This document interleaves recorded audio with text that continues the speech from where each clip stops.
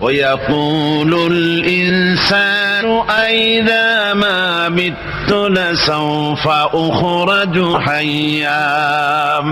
তারা বলে যে সত্যি আমরা যখন মরে যাব তখন আমাদেরকে কে আবার চিন্তা করবে? এটা কি করে সম্ভব?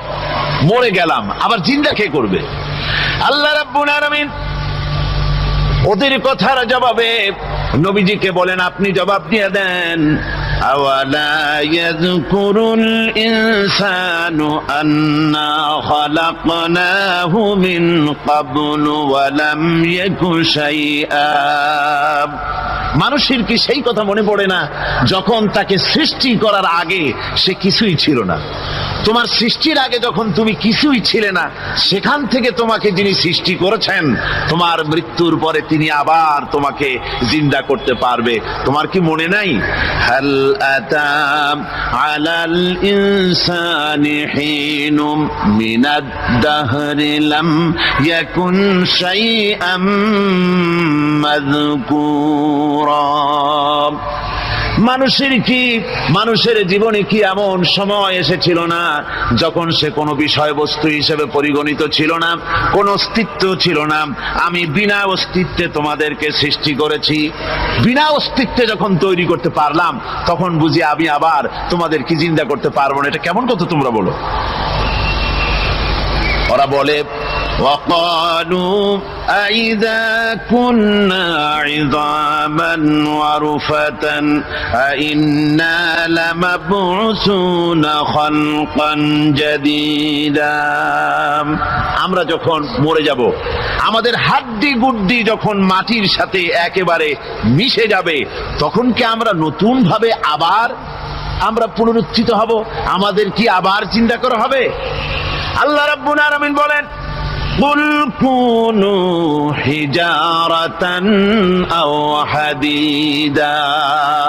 ও নবী, শুনিয়ে দেন, তোমরা যদি মরে গিয়া মাটির সাথে মিশে গিয়া যদি পাথরও হয়ে যাও, আর যদি তোমরা লোহাও হয়ে যাও, তারপরেও আল্লাহ রব্বুল আলামিন তোমাদেরকে জিন্দা করবেন, আবার তোমাদের উঠাবেন।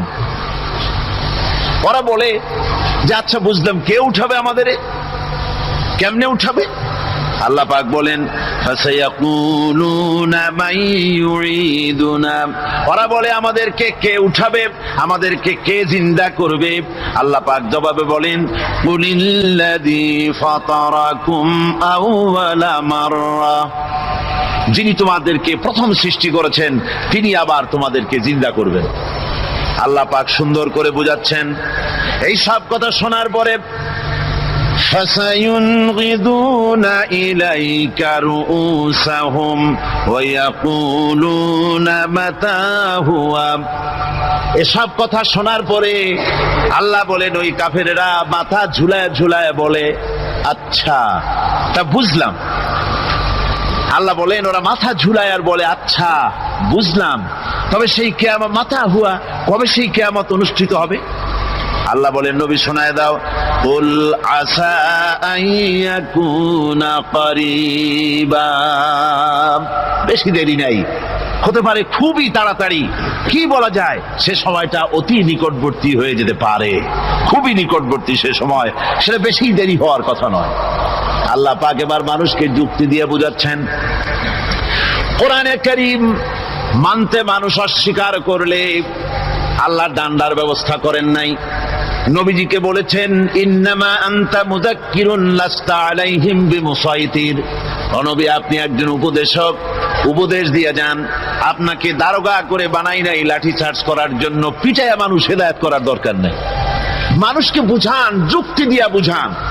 আল্লাহ নিজে যুক্তি দিচ্ছেন, আনতুম আশাদ্দু খালকান আমিস সামাউ বানাহা।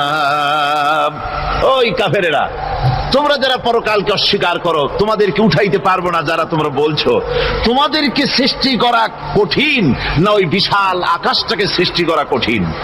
ওই বিশাল আকাশটাই তো আমি আল্লাহ সৃষ্টি করেছি, জোরে কোন সুবহানাল্লাহ। তত বড় আকাশটারে যিনি বানাইতে পারলেন সে কথা বুঝি তোমাকে তৈরি করতে পারবে না? আল্লাহ পাক বলছেন ফানজুর ইলা আসারি রাহমাতিল্লাহি কাইফা ইউহিল আরদা বা'দা মাউতিহা। লক্ষ্য করে দেখো এই পৃথিবীর মাটিকে আল্লাহ কিভাবে জিন্দা করেন। মুর্দা মাটি, এই মাটি চৈত্র বৈশাখ মাসে প্রখর রোদে মাটি ফেরে চৌচির হয়ে যায়। এই ফেটে যাওয়া চৌচির মাটিতে আল্লাহ পাক বৃষ্টির পানি দিয়ে এই মাটিকে, এই মৃত্যু মাটিকে আল্লাহ পাক যেভাবে জিন্দা করেন, ইন্না যালিকা লামুহিল মাউতা ওয়া হুয়া আলা কুল্লি শাইইন কাদির, সে আল্লাহ পাক তোমরা মরলে পরে আবার এভাবে জিন্দা করতে পারবেন। জোরে কোন সুবহানাল্লাহ। আমার ভাইয়েরা, আল্লাহ পাকের পরে বলেন দেখো মৃত্যু জমিনকে কেমনে জিন্দা করি। আল্লাহুল্লাযী আরসালার রিয়াহা ফাতুসিরু সাহাবা فسقناه إلى بلد ميت فأحيينا به الأرض بعد موتها كذلك النشور। আমি আল্লাহ রাব্বুল আলামিন ওই সমুদ্রের নোনা পানিগুলোকে, সমুদ্রের লবণাক্ত পানিগুলিকে বাষ্পীয় আকারে উত্থিত করে মেঘমালায় পরিণত করি, আর এরপরে বাতাসকে হুকুম করি বাতাস এই মেঘটারে টেনে নিয়ে যাও মুখ জায়গায়। মেঘ চলে এলো, আল্লাহ রাব্বুল আলামিন বলেন মেঘ এবার বিন্দু বিন্দু করে বৃষ্টি বর্ষণ করে দে। আমার হুকুমে ওই পানিগুলি বৃষ্টি হয়ে বিন্দু বিন্দু হয়ে জমিনে পতিত হয়। আল্লাহ বলেন এভাবে করে বৃষ্টির পানি দিয়া মরা জমিনকে জিন্দা করে দিয়া নববধূ গর্ভধারণের যেমন প্রস্তুতি নেয়, বৃষ্টির পানি পায়া মরা জমিন তেমন ফসল ধারণের জন্য প্রস্তুতি নিয়ে নেয়। সুবহানাল্লাহ বিহামদিহি। এইটা যেভাবে আমি করি কাযালিকান নুশুর, এইভাবে করে তোমাদের কি কিয়ামতের দিন আমি জিন্দা করতে পারবো? কেমনে অস্বীকার করো? কাইফা তাকফুরুনা বিল্লাহি ওয়া কুনতুম আমওয়াতান ফাহইয়াকুম সুম্মা ইউমীতুকুম সুম্মা ইলাইহি তুরজাউন। কি করে তুমি আমি আল্লাহকে অস্বীকার করো? কুনতুম আমওয়াতান, তুমি ছিলে নিষ্প্রাণ, ফাহইয়াকুম, এরপরে আমি তোমাকে জিন্দা করলাম, সুম্মা ইউমীতুকুম, এরপরে তোমাকে আমি মৃত্যু করব, সুম্মা ইউহয়িকুম, এরপরে তোমাদেরকে আবার আমি জিন্দা করব, সুম্মা ইলাইহি তুরজাউন, এরপরে তোমাদের সকলকেই আমার কাছে ফিরে আসতে হবে। দেখেন না, আমরা যখন মানুষকে কবরে রাখি, কবরে রাখা তারপরে উপরে মাটি দিয়ে কি বলেন আপনারা? মিনহা খালাকনাকুম, পড়েন মিনহা খালাকনাকুম ওয়া ফিহা নুঈদুকুম ওয়া মিনহা নুখরিজুকুম তারাতান উখরা। হে বান্দা, এই মাটি দিয়া তোরে তৈরি করা হয়েছিল, এই মাটির ভিতরে রেখে গেলাম, আবার এই মাটি থেকে আল্লাহ রব্বুল আলামিন তোমারে জিন্দা করবেন। কিয়ামতের ময়দানে সকলকে উঠতে হবে সেখানে আল্লাহর দরবারে। আল্লাহ পাক বলছেন বান্দা কেমনে অস্বীকার করো? ইন কুনতুম ফি রাইবিম মিনাল বা'স ফাইন্না খালাকনাকুম মিন তুরাব। পরকালকে যারা অস্বীকার করো, কিয়ামতে উঠতে হবে, এটাকে কিভাবে অস্বীকার করো? চিন্তা করে দেখো, তুমি নিষ্প্রাণ মাটি ছিলে, সেই মাটি দিয়েই আমি তোমাকে তৈরি করেছি। আবার আল্লাহ পাক মানুষকে আরো বুঝান, কিয়ামত আছে, পরকাল হবে, আল্লাহর দরবারে উঠতে হবে। আলাম ইয়াকুন নুতফাতাম মিন মানিয়্যিন ইউমনা, তুমি কি মাতৃগর্ভে নিক্ষিপ্ত এক ফোঁটা পানি ছিলে না? সুম্মা কানা আলাকাতান ফাখালাকা ফাসাওয়া, এরপরে তোমাকে মাংসপিণ্ডে, জমাট রক্তে মাংসপিণ্ডে পরিণত করা হলো। এরপরে তোমাকে সুন্দর করে তোমাকে সুগঠিত করা হলো। فَجَعَلَ مِنْهُ الزَّوْجَيْنِ الذَّكَرَ وَالْأُنثَى। এরপরে মাতৃগর্ভের ভিতরে আমি এটাকে পুরুষ বানালাম, কন্যা সন্তান অথবা পুত্র সন্তানে পরিণত করলাম। এইটা যে পেরেছে, যিনি পেরেছেন, আলাইসা যালিকা বিকাদিরিন আলা আইয়ুহিয়াল মাউতা। সে আল্লাহর পক্ষে কি সম্ভব নয় যে তোমার মৃত্যুর উপরে তিনি আবার জিন্দা করতে পারবেন? কি বলেন সম্ভব না? তিনি পারবেন না? নিশ্চয়ই তিনি আবার কিয়ামতের মাঠে আমাদেরকে হাজির করতে পারবেন, এতে কোনো সন্দেহ নাই। আল্লাহ পাক সেই জন্য এখানে বলতেছেন যে ওরা বাল কাযযাবু বিসসাম, ওরা আসলেই পরকাল স্বীকার করেছে। আপনি যে নবী এতে কোনো সন্দেহ নাই। আপনি খানা খান, আপনি বাজারে যান, এটাই মূল আপত্তির বিষয় না। মূল কথা হলো তারা পরকালকে অস্বীকার করেছে। আল্লাহ পাক বলেন وَأَنَّ السَّاعَةَ آتِيَةٌ لَا رَيْبَ فِيهَا। অবশ্যই সে সময় আসবে, সে কিয়ামত আসবেই, এটা কোনো সন্দেহ নাই। وَأَنَّ اللَّهَ يَبْعَثُ مَن فِي الْقُبُورِ। আর আল্লাহ পাক তিনি কবরের মধ্যে অন্তর্হিত যা কিছু আছে সবাইকে কিয়ামতের দিন আল্লাহ পাক ময়দানে উঠাবেন। কিয়ামতে আল্লাহর দরবারে সকলকে হাজির হতে হবে।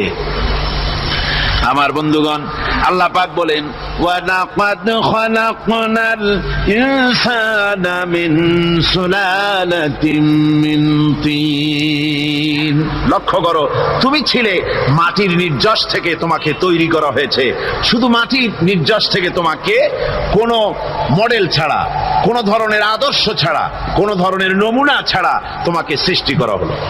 সুম্মা জাআলনাহু নুতফাতান ফি ক্বারারিম মাকিন। এরপরে মাতৃগর্ভের একটা অত্যন্ত সুরক্ষিত জায়গায় তোমাকে সংরক্ষণ করা হয়েছিল। সুম্মা খালাকনান নুতফাতা আলাকাতান ফাখালাকনাল আলাকাতা মুদগাম। রক্তপিণ্ডকে, নাপাক পানিকে জমাট রক্ত করেছি, জমাট রক্তকে আমি আবার গোশত পিণ্ডে পরিণত করেছি।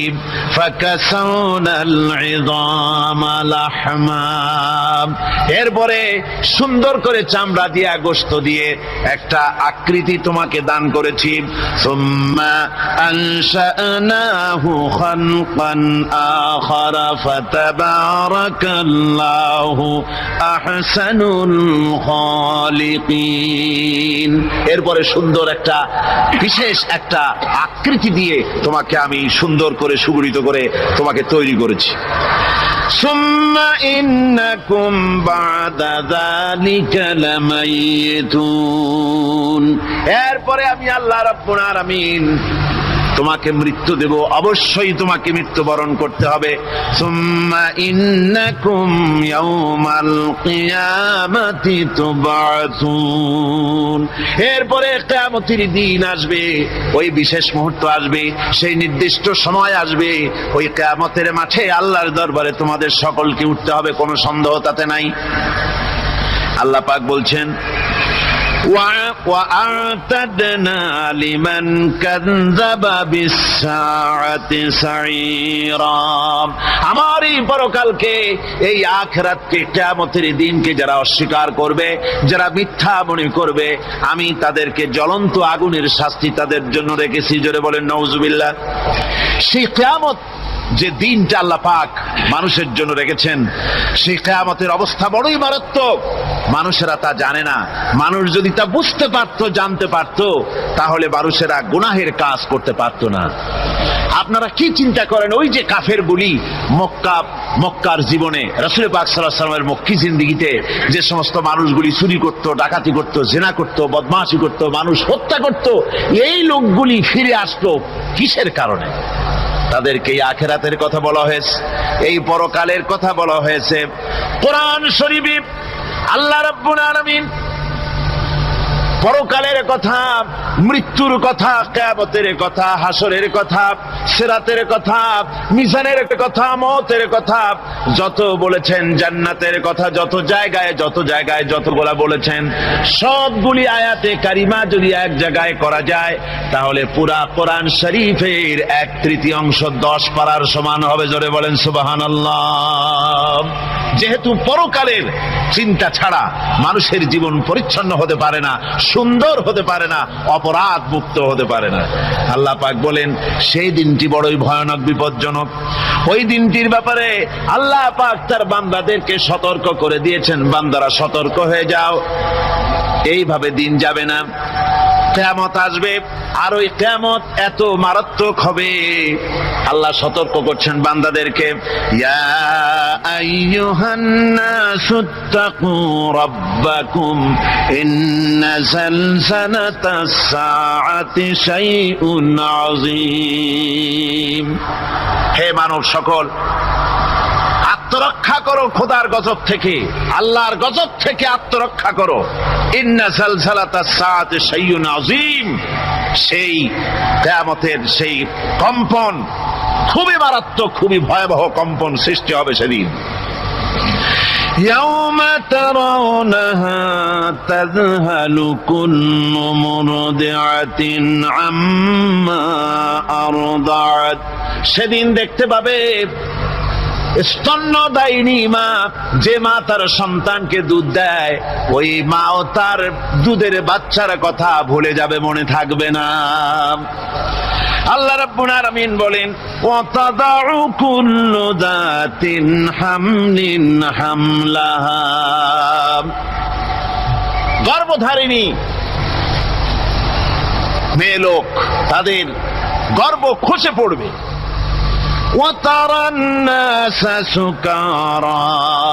মানুষকে মানুষ দেখতে পাবে, মানুষগুলো উদ্ভ্রান্ত হয়ে পাগলের মতো ছুটাছুটি করছে। আল্লাহ বলেন, ওয়ামা হুম বিসুকারা, আসলে এরা নেশাগ্রস্ত নয়, আসলে পাগল হয় নাই। ছুটছে কেন? কেন? স্তন্যদায়িনী মা দুধের বাচ্চার কথা ভুলে গেছে।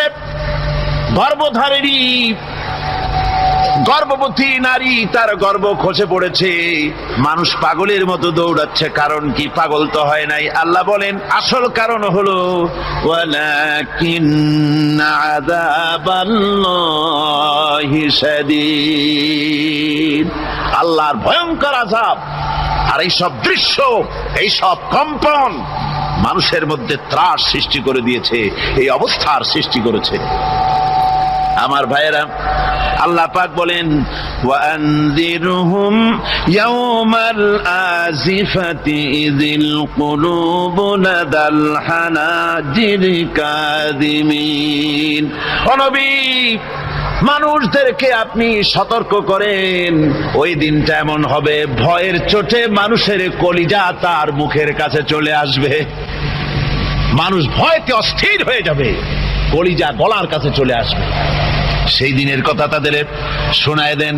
ওই দিনটা এমন মারাত্মক দিন, ফাকাইফা তাত্তাকুনা ইন কাফারতুম ইয়াওমা ইয়াজআলু বিলদানা শিবা। সেদিন ভয়ে চিন্তায় যুবক ছেলে বৃদ্ধে পরিণত হয়ে যাবে,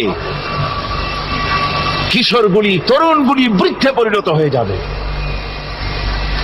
আমার বন্ধুগণ, মানুষ সেদিন দিক বিদিক হয়ে দৌড়াতে থাকবে, পালাবো কোথায়? আল্লাহ কোরআন শরীফে সব কথা বলে দিয়েছেন। ইয়াকুলুল ইনসানু আইনাল মাফার, কোথায় ভাগবো, পালাবো কোথায়? অস্থির হয়ে মানুষ দৌড়াতে থাকবে, পালাবো কোথায়, যাব কোথায়? আল্লাহ বলেন, কাল্লা লা ওয়াজারা ইলা রাব্বিকা ইয়াওমাইযিনিল মুস্তাকার। ভাগবার কোনো রাস্তা নাই, পালাবার কোনো পথ নাই, একমাত্র তোমার রব ছাড়া, আল্লাহর দরবার ছাড়া পালানোর কোনো রাস্তা আর নাই। আমার বন্ধুগণ, এই কঠিন সময়, এই কঠিন দিনে, পরকালের এই দিনে, কিয়ামতের এই মারাত্মক অবস্থায় সকলকে উঠতে হবে। আল্লাহ পাক বলেন, আগাহা আপনে মौत से कोई बशर नहीं, सामा सो बरस के हैं पल की खबर नहीं। মৃত্যু সম্পর্কে আমাদের কারো জানা নাই, যে কোনো মুহূর্তে মৃত্যু আমাদের কাছে এসে যেতে পারে। মৃত্যু সম্পর্কে কিছুই জানা নাই, অথচ প্রতি মুহূর্তে আমরা মৃত্যুর দিকে এগিয়ে চলছি। মাল সামান 100 বছর কি ধরে খাবো তাও জমা করে রেখেছি, কিন্তু এক মুহূর্তের খবর নাই। মাহফিলে এসেছি, বাড়ি যেতে পারবো নিশ্চয়তা নাই।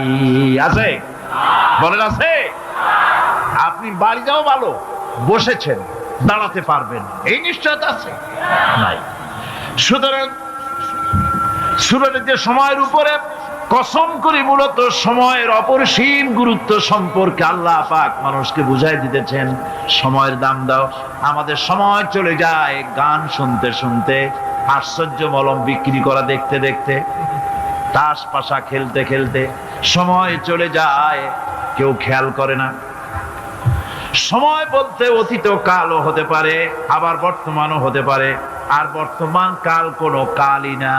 বর্তমান কাল কোনো কাল নয়। প্রতি মুহূর্তে ভবিষ্যৎ এসে বর্তমান হয়, আর প্রতি মুহূর্তে বর্তমান কি হয়? অতীত হয়ে যায়। বর্তমান কাল বলে কোনো কাল নেই, প্রতি মুহূর্তে অতীত হয়ে যাচ্ছে। এই যে আমি মাহফিলে বসছিলাম প্রথম এসে, ওইটা কি এখনো বর্তমান আছে? এই যে বর্তমান কথা বলছি, এটা অতীত হয়ে যাচ্ছে। সুতরাং বর্তমান কাল নাই। আল্লাহ পাক অল আসরের সময়ের কসম করে বলছেন।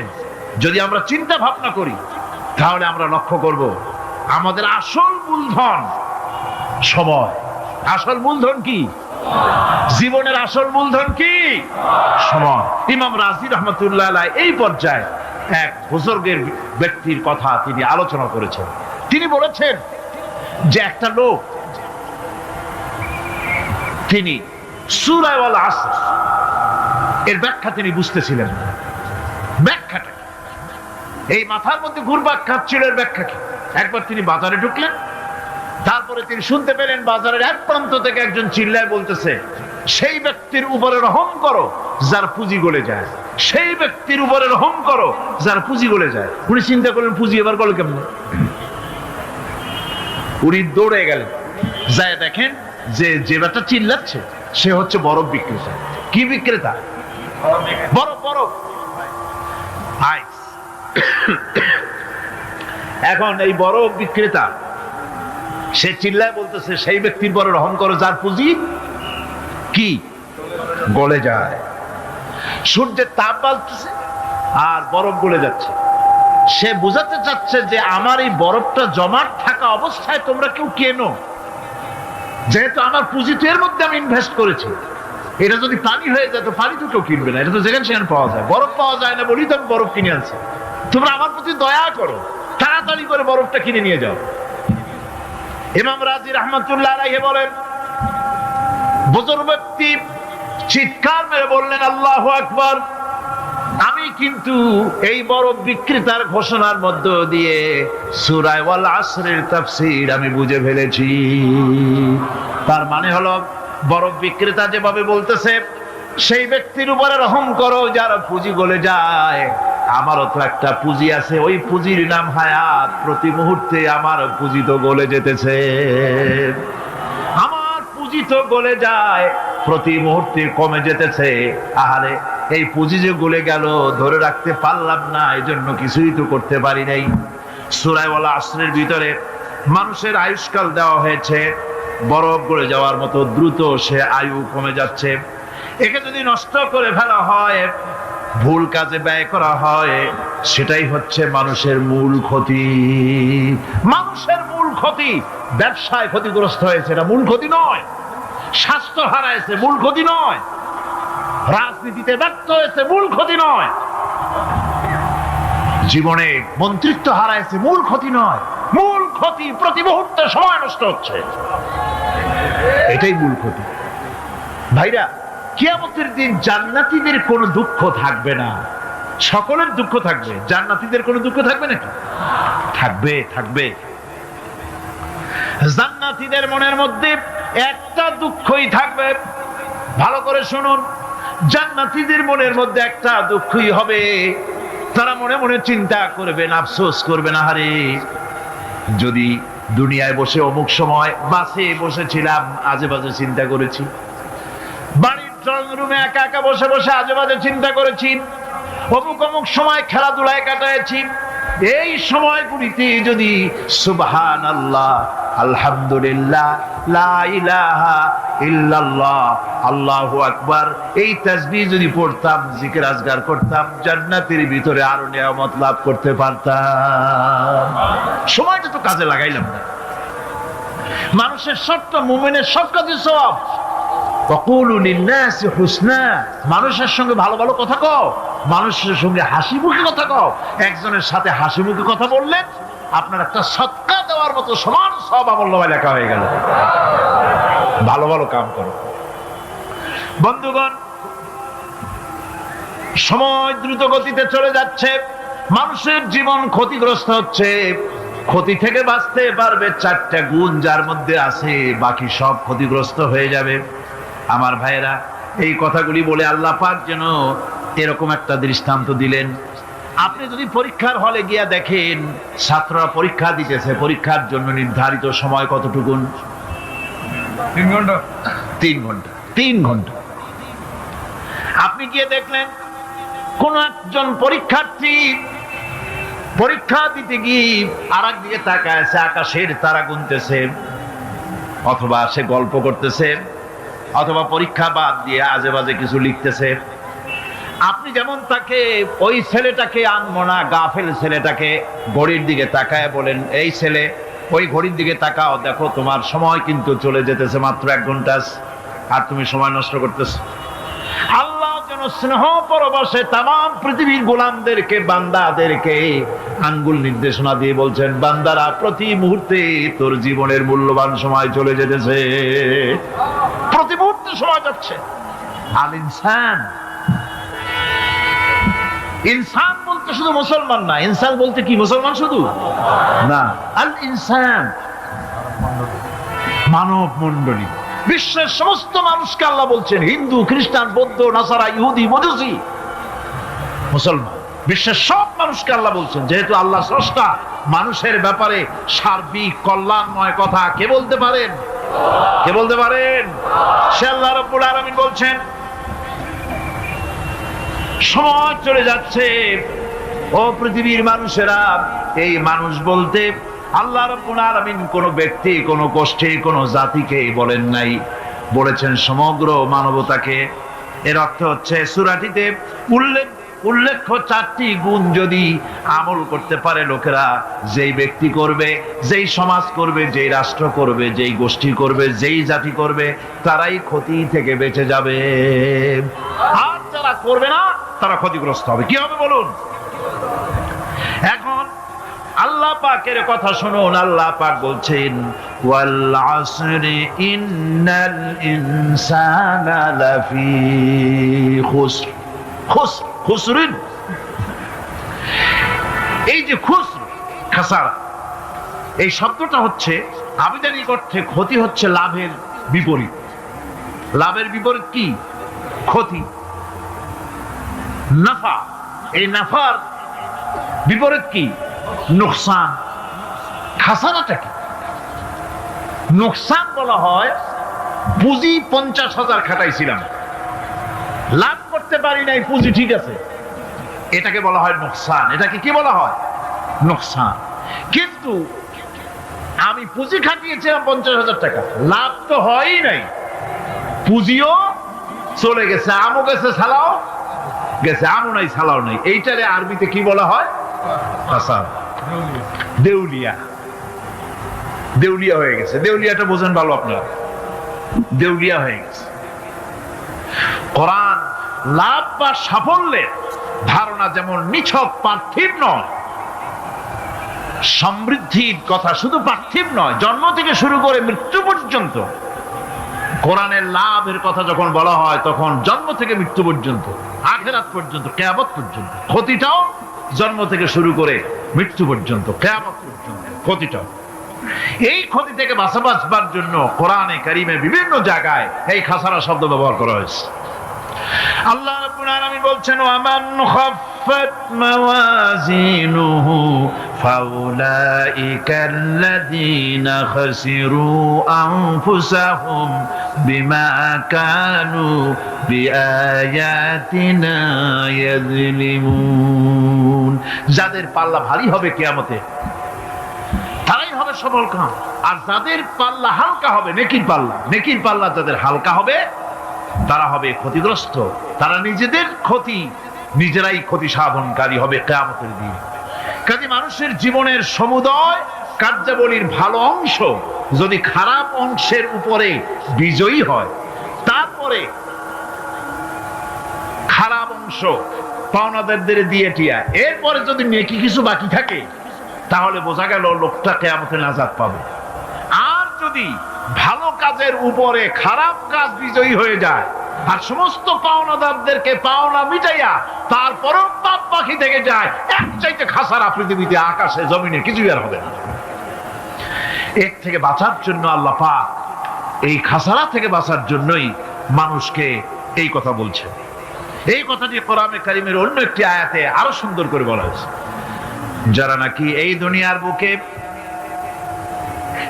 যারা নিজেদের পুঁজি খাটাইছে, জীবনের পুঁজি সুদ কামাইতে খাটালো, জীবনের পুঁজি খাটালো হারাম কামাইয়ের ভিতরে, অন্যায় কাজের ভিতরে, যারা জীবনের পুঁজিকে আল্লাহর দ্বীনের কাজে লাগাতে পারে নাই, তাদের সম্পর্কে বলা হচ্ছে হাসিরাত দুনিয়া ওয়াল আখিরাতা যালিকা হুয়াল খুসরানুল মুবিন। খাসিরাত দুনিয়া ওয়াল আখিরা, দুনিয়াও ক্ষতিগ্রস্ত, আখিরাতেও ক্ষতিগ্রস্ত। এটা হচ্ছে তার জন্য সুস্পষ্ট ক্ষতি, এর থেকে বড় ক্ষতি আর কিছুই হতে পারে না। আল্লাহ পাক কোরআনে কারীমে অন্যত্র বলেছেন وَنُنَزِّلُ مِنَ الْقُرْآنِ مَا هُوَ شِفَاءٌ وَرَحْمَةٌ لِلْمُؤْمِنِينَ وَلَا يَزِيدُ الظَّالِمِينَ إِلَّا خَسَارًا। আমি এই কোরআন অবতরণের পরিক্রমায় এমন সব বিষয় অবতীর্ণ করেছি যা মুমিনদের জন্য নিরাময় এবং তাদের জন্য রহমত, আর জালিমদের জন্য ক্ষতি ছাড়া আর কিছুই বৃদ্ধি পায় না। জালিমদের জন্য ক্ষতি বৃদ্ধি পায়, আর যারা মুমিন তাদের জন্য এর মধ্যে নিরাময় আছে, এর মধ্যে রহমত আছে। অর্থাৎ যারা এই কোরআনকে যারা নিজেদের আইনের কিতাব হিসেবে গ্রহণ করেছে, কোরআনকে তাবিজের কিতাব হিসাবে নয়, ধর্মীয় কিতাব হিসাবে নয়, কোরআন সংবিধান। কোরআন কি? কোরআনকে যারা সংবিধান হিসাবে মেনে নিয়েছে, কোরআনকে যারা সংবিধান হিসাবে গ্রহণ করলো, ব্যক্তি, পরিবার, সমাজ, রাষ্ট্রে, তাদের যাবতীয় মানসিক, বুদ্ধিবৃত্তিক, নৈতিক, তামাদ্দুনিক রোগের নিরাময় হবে, এর দ্বারা শান্তি হবে। কিন্তু যেসব জালিম এই কোরআনকে প্রত্যাখ্যান করেছি, কোরআনকে যারা মৌলবাদীদের কিতাব বলে, কোরআনের কথা বললে মৌলবাদ বলে গাল দেয়, তারা তাদের কপালকে পোড়াইয়া ছাই বানাইয়া দিছে, তাদের কপাল ভস্মীভূত করে দিয়েছে। আমার দেশে, এই দেশটা কি মুসলমান বেশি না অন্য জাতি বেশি? কোন জোরে কোন? মুসলমান সবচেয়ে। খুব লক্ষ্য করে শোনেন, এই দেশে সবচেয়ে মুসলমান বেশি, ইন্দোনেশিয়ার পরে। পৃথিবীর দ্বিতীয় বৃহত্তম মুসলিম দেশ হলো কোনটা? বাংলাদেশ। এই দেশে ইসলামরে যত গালি দেওয়া হয়েছে, কোরআনকে যত গালি দেওয়া হয়েছে, আলেমদেরকে যত গালি দেওয়া হয়েছে, রাসূলুল্লাহকে যত গালি দেওয়া হয়েছে, ইসলামী আদর্শকে যত গালি দেওয়া হয়েছে, পৃথিবীতে কোন দেশে এইভাবে ইসলামকে গালি দেওয়া কোথাও হয় নাই। এমনকি আমেরিকার মতো দেশে, ইংল্যান্ডের মতো দেশেও কোরআনের বিরুদ্ধে এত কথা কেউ বলতে সাহস পাবে না, ইসলামের বিরুদ্ধে কথা বলতে সাহস পাবে না, যেহেতু মুসলমানেরা সেখানে পাল্টা আক্রমণ করবে। আজ আমার দেশে মুসলমানের ঘরের সন্তান হইয়া ইসলামের বিরুদ্ধে তারা বক্তব্য রাখে। মৌলবাদ জিকির উঠে গেছে। আমেরিকার প্রেসিডেন্টরা যখন শপথ নেন, প্রেসিডেন্ট হিসেবে ওথ নেন, বাইবেলের উপরে হাত রাখেন আর বলেন এই মহাগ্রন্থকে স্পর্শ করে শপথ নিচ্ছি, আমি আমার চিন্তা চেতনা, আমার মেধা, আমার প্রজ্ঞা সবটা আমার জাতি, আমার দেশকে উন্নয়নের জন্য, এর সমৃদ্ধির জন্য, এর সংরক্ষণের জন্য আমি আমার জীবনকে উৎসর্গ করব। বাইবেলের উপরে স্পর্শ করে এই শপথ তারা নেন। আমার দেশের প্রেসিডেন্ট, প্রধানমন্ত্রী শপথ নেওয়ার সময় কোরআন শরীফের উপরে হাত রাখে যদি, তাহলে বলা হবে বেচারা মৌলবাদী হয়ে গেছে। এটা করা যাবে না। আর যদি কেউ করে সামান্য কিছু, কোরআন না, যদি তসবিহ নিয়েও আসে, তাহলে বুঝতে হবে জাতির সাথে একটা প্রতারণা ছাড়া কিছুই না। কাজেই ধর্মের প্রতি আকর্ষণ একটা ভিন্ন জিনিস। সেই জিনিসকে ছেড়ে যারা দেয় তারাই ক্ষতিগ্রস্ত হয়, আর যারা ধরে রাখে তারা দুনিয়ায় ক্ষতিগ্রস্ত হয় না। আল্লাহ পাক এখানে রাসূল করিম সাল্লাল্লাহু আলাইহি ওয়াসাল্লামের একটি হাদিস প্রণিধানযোগ্য কোরআনের ব্যাপারে। হুজুর বলেছেন, আল কোরআন হুজ্জাতুন লাকা ওয়া আলাইকা। এই কোরআন হয় তোমার পক্ষের সাক্ষী, না হয় এই কোরআন তোমার বিপক্ষের সাক্ষী। কিয়ামতে এই কোরআন হয় তোমার পক্ষে কাজ করবে, নতুবা এই কোরআন তোমার বিপক্ষে কাজ করবে। দুই অবস্থা থেকে খালি হবে না।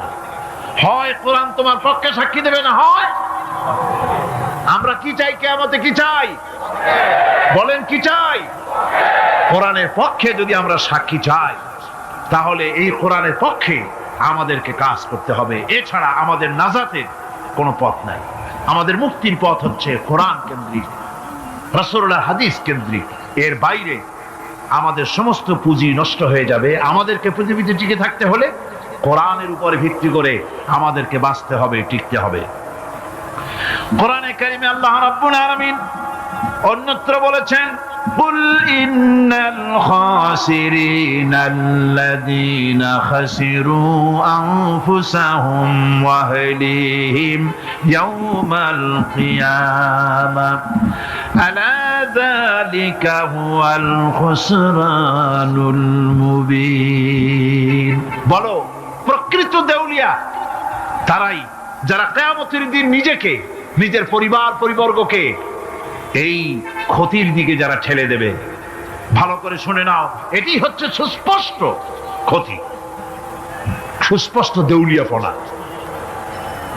এই ক্ষতি থেকে বাঁচার জন্য আল্লাহ রাব্বুল আলামিন কোরআনে কারীমের মধ্যে বলেছেন, ওয়াল আসরি ইন্নাল ইনসানা লাফি খুসর। পড়েন সবাই, ওয়াল আসরি ইন্নাল ইনসানা লাফি খুসর।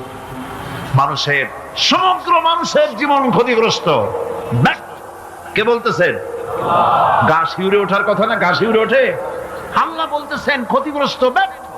আপনি যতই মনে করেন আপনার মিল আছে, কল আছে, কারখানা আছে, মন্ত্রী, টাকা পয়সা আছে, প্রেসিডেন্ট হয়েছেন, প্রধানমন্ত্রী হয়েছেন, আপনার জীবন সফল হয়েছে, আল্লাহ বলেন না, জীবন ব্যর্থ, জীবন বিফল, জীবন ক্ষতিগ্রস্ত। তামাম পৃথিবীর সমস্ত মানুষ ক্ষতিগ্রস্ত, ব্যর্থ। 4টা কাজ করলে সফল হবে। কয়টা কাজ? জোরে বলেন, কয়টা কাজ? ইল্লাল্লাযীনা আমানু ওয়া আমিলুস সালিহাতি ওয়া তাওয়াসাউ বিল হাক্কি ওয়া তাওয়াসাউ বিস সাবর। 4টা কাজ করলে জীবন হবে সফল। এই ব্যর্থতা থেকে, এই ক্ষতি থেকে যদি বাঁচতে চাই কি না? কারা কারা চাই? দেখাই তো হাত। কারা কারা চাই? ক্ষতির হাত থেকে বাঁচতে চাই কারা? আলহামদুলিল্লাহ, হাত নামান। ক্ষতির হাত থেকে যারা বাঁচতে চান, আল্লাহ রাব্বুল আলামিন তাদের জন্য ফর্মুলা পেশ করেছেন, ইল্লাল্লাযীনা আমানু ওয়া আমিলুস সালিহাতি ওয়া তাওয়াসাউ বিল হাক্কি ওয়া তাওয়াসাউ বিস সাবর। আল্লাহ পাক বলেন 4টি কাজ করলে জীবন সফল হয়ে যাবে। কয়টা কাজ? 4টা কাজ করলে জীবনটা সফল হয়ে যাবে। 1 নম্বরে ঈমান। 1 নম্বরে কি? ঈমান। এটাই হচ্ছে ফাউন্ডেশন। ক্ষতি থেকে বাঁচার জন্য প্রথম যে গুণটি, সেটির নাম হচ্ছে ঈমান। ইসলামে ঈমানের স্থান সর্বপ্রথম। তারপরই হচ্ছে ইসলাম। ঈমান আগে, তারপরে কি? ইসলাম। ইসলাম হচ্ছে বীজ, ঈমান হচ্ছে বীজ, আর ইসলাম হচ্ছে চারা, গাছ। এটা হচ্ছে ভিত্তি। এই ভিত্তিকে সর্বপ্রথম মজবুত করতে হবে। ঈমানের ভিত্তি, ঈমানের ভিত্তি দুনিয়ায় ঈমানের আহ্বান জানাবার জন্যই আল্লাহ রাব্বুল আলামিন সমস্ত নবী এবং রাসূলদেরকে পৃথিবীতে পাঠিয়েছেন ঈমানের আহ্বানের জন্য। দুনিয়ার সমস্ত নবীদের দাওয়াত ছিল ঈমানের দাওয়াত। কিসের দাওয়াত? এই ঈমানের দাবিটা আসছে, এই দাওয়াতটা এসেছে আল্লাহর কাছ থেকে। কার কাছ থেকে? দেখুন, পৃথিবীর ভিতরে কোন নবীদের কথার সাথে আরেকজন নবীর কথার কোনো বৈপরীত্য হয় নাই। সমস্ত নবীদের কথা একরকম ছিল। কয় রকম? একজন নবীর সঙ্গে তার বক্তব্যের সাথে আরেকজন নবীর বক্তব্যের কোনো গুণগত মৌলিক কোনো পার্থক্য ঘটে নাই, অসঙ্গতি হয় নাই। কারণ নবীরা, আম্বিয়া আলাইহিমুস সালাম, নিজেরা বানিয়ে কথা রচনা করে তারা মানুষের সামনে পেশ করে নাই। সমস্ত নবীদের কাছে যত দাওয়াত এসেছে একটা অফিস থেকে এসেছে। সে অফিসটা হচ্ছে কার? আল্লাহ রাব্বুল আলামিনের। তাই দুনিয়ার সমস্ত পয়গম্বরদের দাওয়াত ছিল না ইলাহা ইল্লাল্লাহ, লা ইলাহা ইল্লাল্লাহ, লা ইলাহা লা ইলাহা ইল্লাল্লাহু মুহাম্মাদুর রাসূলুল্লাহ। এটাই ছিল সমস্ত নবীদের দাওয়াত। কোরআনে কারীম তার ধারক এবং বাহক সম্পর্কে বলে যে তিনি যে দাওয়াত দিয়েছেন সে দাওয়াতটা হলো ঈমানের দাওয়াত। আমাদের নবী তিনি এসে যে দাওয়াত দিয়েছেন সে দাওয়াতটা কিসের? কোরআনে কারীম বলছি, রব্বানা ইন্নানা সামি'না মুনাদিয়ান ইউনাদি লিল ঈমান। হে আমাদের রব, নিশ্চয়ই আমরা এমন একজন আহ্বায়কের আহ্বান শুনেছি যিনি আমাদেরকে ঈমানের দাওয়াত দিয়েছেন। এমন কোন পয়গম্বর নাই দুনিয়ায় যিনি ঈমানের দাওয়াত দেন নাই। সকলেই ঈমানের দাওয়াত মানুষের সামনে, বিশ্ববাসীর সামনে পেশ করেছেন। কোরআনে হাকিম স্পষ্ট একটা সীমারেখা দুনিয়ার মানুষের সামনে পেশ করে পৃথিবীর মানুষগুলিকে দুটি শ্রেণীতে বিভক্ত করে দিয়েছে। একটি হচ্ছে ঈমান পোষণকারী, আরেকটি হচ্ছে অবিশ্বাসী। একটা ঈমান পোষণকারী আর একটা অবিশ্বাসী। ঈমান পোষণকারীরা সত্যশ্রয়ী, তারা হচ্ছে জ্ঞান এবং নূরের সম্পদে সমৃদ্ধ। আর দ্বিতীয় দলটি হচ্ছে কাফের, জালিম, মূর্খ। তারা হেদায়েতের রাস্তা তাদের জন্য অবরুদ্ধ। কোরআনে কারীম এই দুইটি দল সম্পর্কে উল্লেখ করতেছেন, মাসালুল ফারিকাইনি কাল আ'মা ওয়াল আসাম্মি ওয়াল বাসীরি ওয়াস সামিম হাল ইয়াস্তাবিয়ানি মাসালান আফালা। কোরআন শরীফ বলছে, হাল ইয়াস্তাবিয়ানি মাসালান আফালা তাযাক্কারুন। দুইটি শ্রেণীতে আল্লাহ পাক ভাগ করে দিয়েছেন। একটা শ্রেণী হচ্ছে অন্ধ, বোবা, বধির। আরেকটি যারা শুনতে পায়, চোখে দেখতে পায়। এই দুটি কখনো এক নয়, সমান নয়। এ দুটির রাস্তা আলাদা। কাফেরের রাস্তা আর ইমানদারদের রাস্তা সম্পূর্ণ ভিন্ন। আল্লাহ রাব্বুল আলামিন ঈমান এবং কুফরের পার্থক্য বলে দেওয়ার জন্য গোটা মানব জাতির মধ্যে স্পষ্ট করে বলেছেন, লা ইকরাহা ফিদ-দীন ক্বাদ তাবায়্যানার রুশদু মিনাল গায়ব। দ্বীনের ব্যাপারে জোর জবরদস্তি নেই। এখানে হেদায়েতের পথ এবং গোমরাহি, হেদায়েতকে গোমরাহির পথ থেকে সম্পূর্ণ আলাদা করে দেওয়া হয়েছে। লা ইকরাহা ফিদ-দীন, দ্বীনের ব্যাপারে কোনো জোর জবরদস্তি নেই।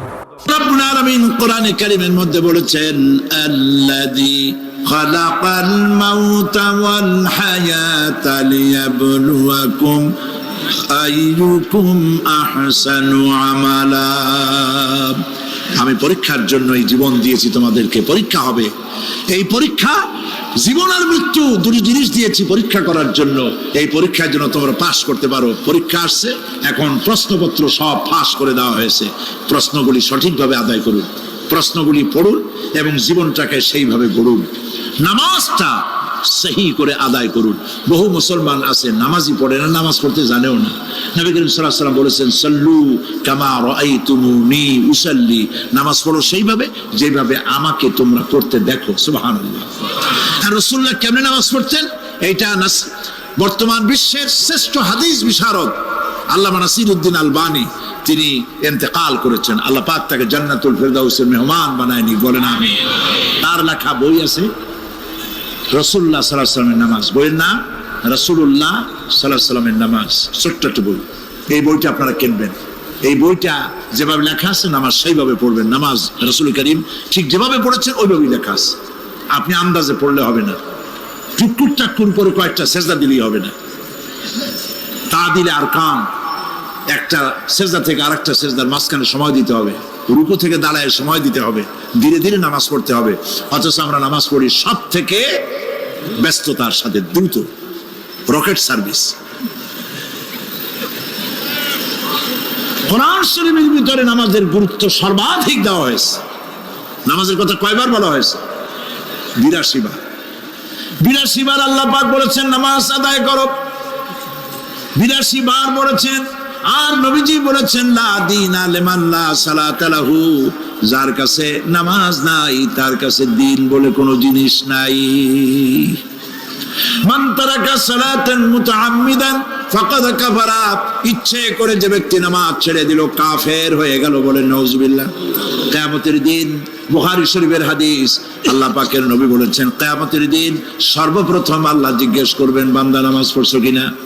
প্রথম প্রশ্ন কি বলেন? প্রথম প্রশ্ন কি? যার নামাজ কবুল তার সমস্ত নেক আমল মঞ্জুর, যার নামাজ কবুল হবে না কোনোটাই মঞ্জুর হবে না। কথা বুঝতে পেরেছেন? নামাজ সঠিকভাবে আদায় করতে হবে। নবী করিম সাল্লাল্লাহু আলাইহি ওয়াসাল্লাম ইন্তেকালের ৫ দিন আগে থেকে জ্বরাক্রান্ত হলেন, রোগাক্রান্ত হলেন, জ্বরে আর মাথার যন্ত্রণায় অস্থির হয়ে যেতে লাগলেন। বেহুশ হন, আবার হুশ হন। যেদিন তিনি ইন্তেকাল করবেন তার আগের দিনেও তিনি জোহরের নামাজ পড়ার জন্য সাহাবীদের কাঁধের উপরে ভর দিয়ে নামাজ পড়তে গেছেন। পা উঁচু করে নিতে পারেন নাই, পা টেনে টেনে নিয়েছেন। তিনি সেখানে খুতবা দিলেন, বললেন, ও আমার উম্মতেরা, এই পৃথিবীতে আল্লাহ রাব্বুল আলামিন তার এক বান্দাকে পৃথিবীর সব জাগতিক সম্পদ দিতে চেয়েছিলেন, কিন্তু সেই বান্দা সব জাগতিক সম্পদকে উপেক্ষা করে আল্লাহর সঙ্গে দিদার করা বেশি পছন্দ করেছেন। কেউ কিছুই বুঝলো না। হযরত আবু বকর রাদিয়াল্লাহু তাআলা আনহু খুব কাঁদতে লাগলেন।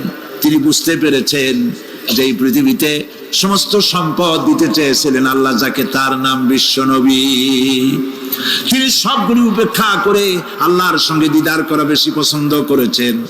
আমরা অতি তাড়াতাড়ি নবীজি থেকে নবীর এতিম হয়ে যাব। পরের দিন ইশার নামাজের ওয়াক্ত হলো, আযান হয়ে গেল, মসজিদে মুসল্লিরা ভরে গেছে, সাহাবায়ে কেরাম সব এসে গেছেন। হুজুরের জন্য বহুক্ষণ অপেক্ষা করার পর হযরতে আবু বকর রাদিয়াল্লাহু তাআলা আনহু তিনি ইমামতির জায়গায় দাঁড়ায় গেছেন। নবীজি বেহুশ অবস্থায় ছিলেন ঘরের মধ্যে। হুশ আসার পর তিনি হযরত আয়েশাকে বললেন, আয়েশা, মসজিদে নববীতে এখন কি হতেছে? তিনি বললেন, নামাজ হচ্ছে, লোকেরা আপনার অপেক্ষা করেছে কিন্তু আপনাকে না পাইয়া দীর্ঘক্ষণ অপেক্ষা করার পর আপনাকে না পেয়ে আমার বাবার ইমামতিতে তারা নামাজ পড়তেছে, কিন্তু মুসল্লিদের মধ্যে কান্নার রোল পড়ে গিয়েছে। তাদের ধারণা হয়েছে নবীজির জায়নামাজে যখন হযরত আবু বকর দাঁড়ায় গেছে, নবীজির পিছনে নামাজ পড়া আর আমাদের কিসমতে হবে না। নবীজি বলছেন, আয়েশা রে, মসজিদে নববীর দিকের দরজাটা খুলে দাও, আমি নামাজের দৃশ্য দেখতে চাই। দরজা খুলে দেওয়া হলো। নবীজি কোন রকম মাথা উঁচু করে মসজিদে নববীতে নামাজের দৃশ্য নিজে অবলোকন করে আবার শুয়ে পড়লেন।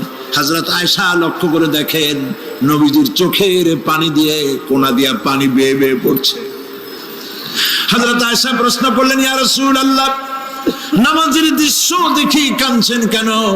হুজুর বলেন, আয়েশা রে, এটা কোনো দুঃখের পানি নয়, আমি কাঁদতেছি এই জন্যে, এই নামাজের জামাত কায়েমের জন্য তায়েফের ময়দানে অনেক রক্ত ঝরেছে, আবার উহুদের ময়দানে দান দান শহীদ হয়েছে, সাহাবায়ে কেরাম জীবন দিয়েছে। আজ আমি দেখতে পেলাম আমার উম্মতেরা জামাতে নামাজ পড়ছে। আমার ধারণা হলো ভবিষ্যতে কিয়ামত পর্যন্ত আমার উম্মতেরা এইভাবে জামাত বন্দী হয়ে নামাজ আদায় করবে। নবীজি আবার বেহুশ হয়ে পড়লেন। মসজিদে নববী থেকে আজ আর কেউ বাড়ি যায় না, সবাই কান্দে। আজ রাত বোধহয় নবীজি কাটাবেন না। মেয়েরা কাঁদতেছে, সাহাবায়ে কেরাম কাঁদতেছেন, আজওয়াজে মুতাহারাত তারা কাঁদতেছেন। নবীজির আবার হুঁশ হলো, তাকায় দেখেন ঘরের মধ্যে কান্নাকাটি, মসজিদে নববীতে কান্নাকাটি। সব থেকে বেশি কাঁদতেছেন মা ফাতেমা। নবীজি হযরত ফাতেমার কান্না দেখে ইশারা করলেন, কাছে আয়। হযরত ফাতেমা রাসূলের কাছে গেলেন। নবীজি কানে কানে কি যেন বললেন, কান্নাটা বন্ধ হয়ে গেল। হযরত আয়েশা জিজ্ঞেস করলেন, মা, তোমার আব্বা তোমার কানে কি বললো আর কান্না বন্ধ হয়ে গেল? হযরত ফাতেমা বলে, আম্মাজি, আমার আব্বা আমাকে বললেন, মা ফাতিমা, তোমার কান্না আমার বরদাস্ত হয় না, কেঁদো না, আমি মৃত্যুর পরে সকলের আগে তোমার সাথে আমার দেখা হয়ে যাবে। হযরত ফাতেমা বলছেন, আম্মাজি, আমি বুঝতে পেরেছি আমার আব্বার এই কথার অর্থ কি। নবীজির ইন্তেকালের পরে আত্মীয় স্বজনের মধ্যে সবার আগে আমার মৃত্যু হবে, আর আমার পিতার সাথে আমি মিলিত হতে পারবো। রাত যখন শেষ হয়ে এলো, নবীজির হুঁশ হয়েছে, তাকায় দেখেন হযরত জিবরাইল দাঁড়ানো। হযরত জিবরাইল নবীজির চেহারা মোবারকের দিকে তাকায় বলেন, আসসালামু আলাইকা ইয়া রাসূলুল্লাহ, আল্লাহ আপনাকে সালাম বলেছেন, আর আল্লাহ পাক জানতে চেয়েছেন আপনার মুখে আপনি কেমন আছেন। আল্লাহ জানেন আপনার অবস্থা কি, তারপরেও আপনার মুখে শুনতে চেয়েছেন আপনি কেমন আছেন। নবীজি বলছেন, জিবরাইল, বড় কষ্টে আছি, বড়ই যন্ত্রণা, বড়ই কষ্ট। হযরতে জিবরাইল বলছেন, ইয়া রাসূলুল্লাহ, আজকে এক নতুন ফেরেশতা আমি সাথে করে নিয়ে এসেছি। এই ফেরেশতা পৃথিবীর কোন নবী অথবা কোন মানুষের কাছে যাওয়ার জন্য অনুমতি চায় না। আজ আপনার কাছে অনুমতি ভিক্ষা চায় কাছে আসার জন্য। ওই ফেরেশতার নাম হচ্ছে মালাকুল মউত। হযরতে মালাকুল মউত বলেন, ইয়া রাসূলুল্লাহ, এই পৃথিবীতে আদম আলাইহিস সালাম থেকে নিয়ে পর্যন্ত কোন মানুষের জান কবজের জন্য আমার অনুমতি চাওয়া লাগে নাই, আর কোনোদিন লাগবে না। আজ আমি আসার সময় আল্লাহ বলেছেন আপনার জান কবজের জন্য আমি যেন আপনার কাছে অনুমতি ভিক্ষা চাই। নবীজি বলছেন, আমি যদি অনুমতি না দেই তো কি হবে? হযরতে মালাকুল মউত বলছেন, ইয়া রাসূলুল্লাহ, অনুমতি যদি না দেন আমি ফেরত চলে যাব, আমাকে সেভাবেই বলা হয়েছে। হযরতে জিবরাইল বলেন, ইয়া রাসূলুল্লাহ, আল্লাহ রাব্বুল আলামিন আপনার দিদারের ইন্তজার করতেছে।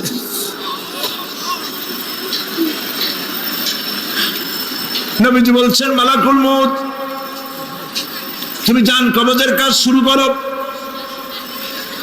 মালাকুল মউত যখন কাছে এসেছে, রাসূল জিজ্ঞেস করলেন, আয়েশা, ঘরে যে কয়েক টুকরা স্বর্ণ ছিল সেগুলোর কি অবস্থা?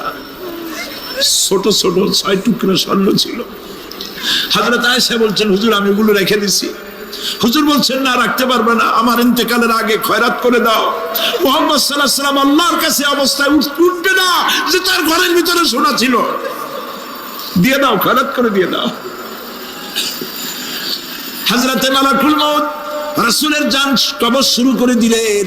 রাসূলুল্লাহ জীবনের শেষ কথা বললেন, আসসালাত আসসালাত ওয়া মা মালাকাত আইমানুকুম। আমার উম্মতেরা বিদায় লগ্নে বলে গেলাম, নামাজ নামাজ নামাজ ছেড়ে দিও না।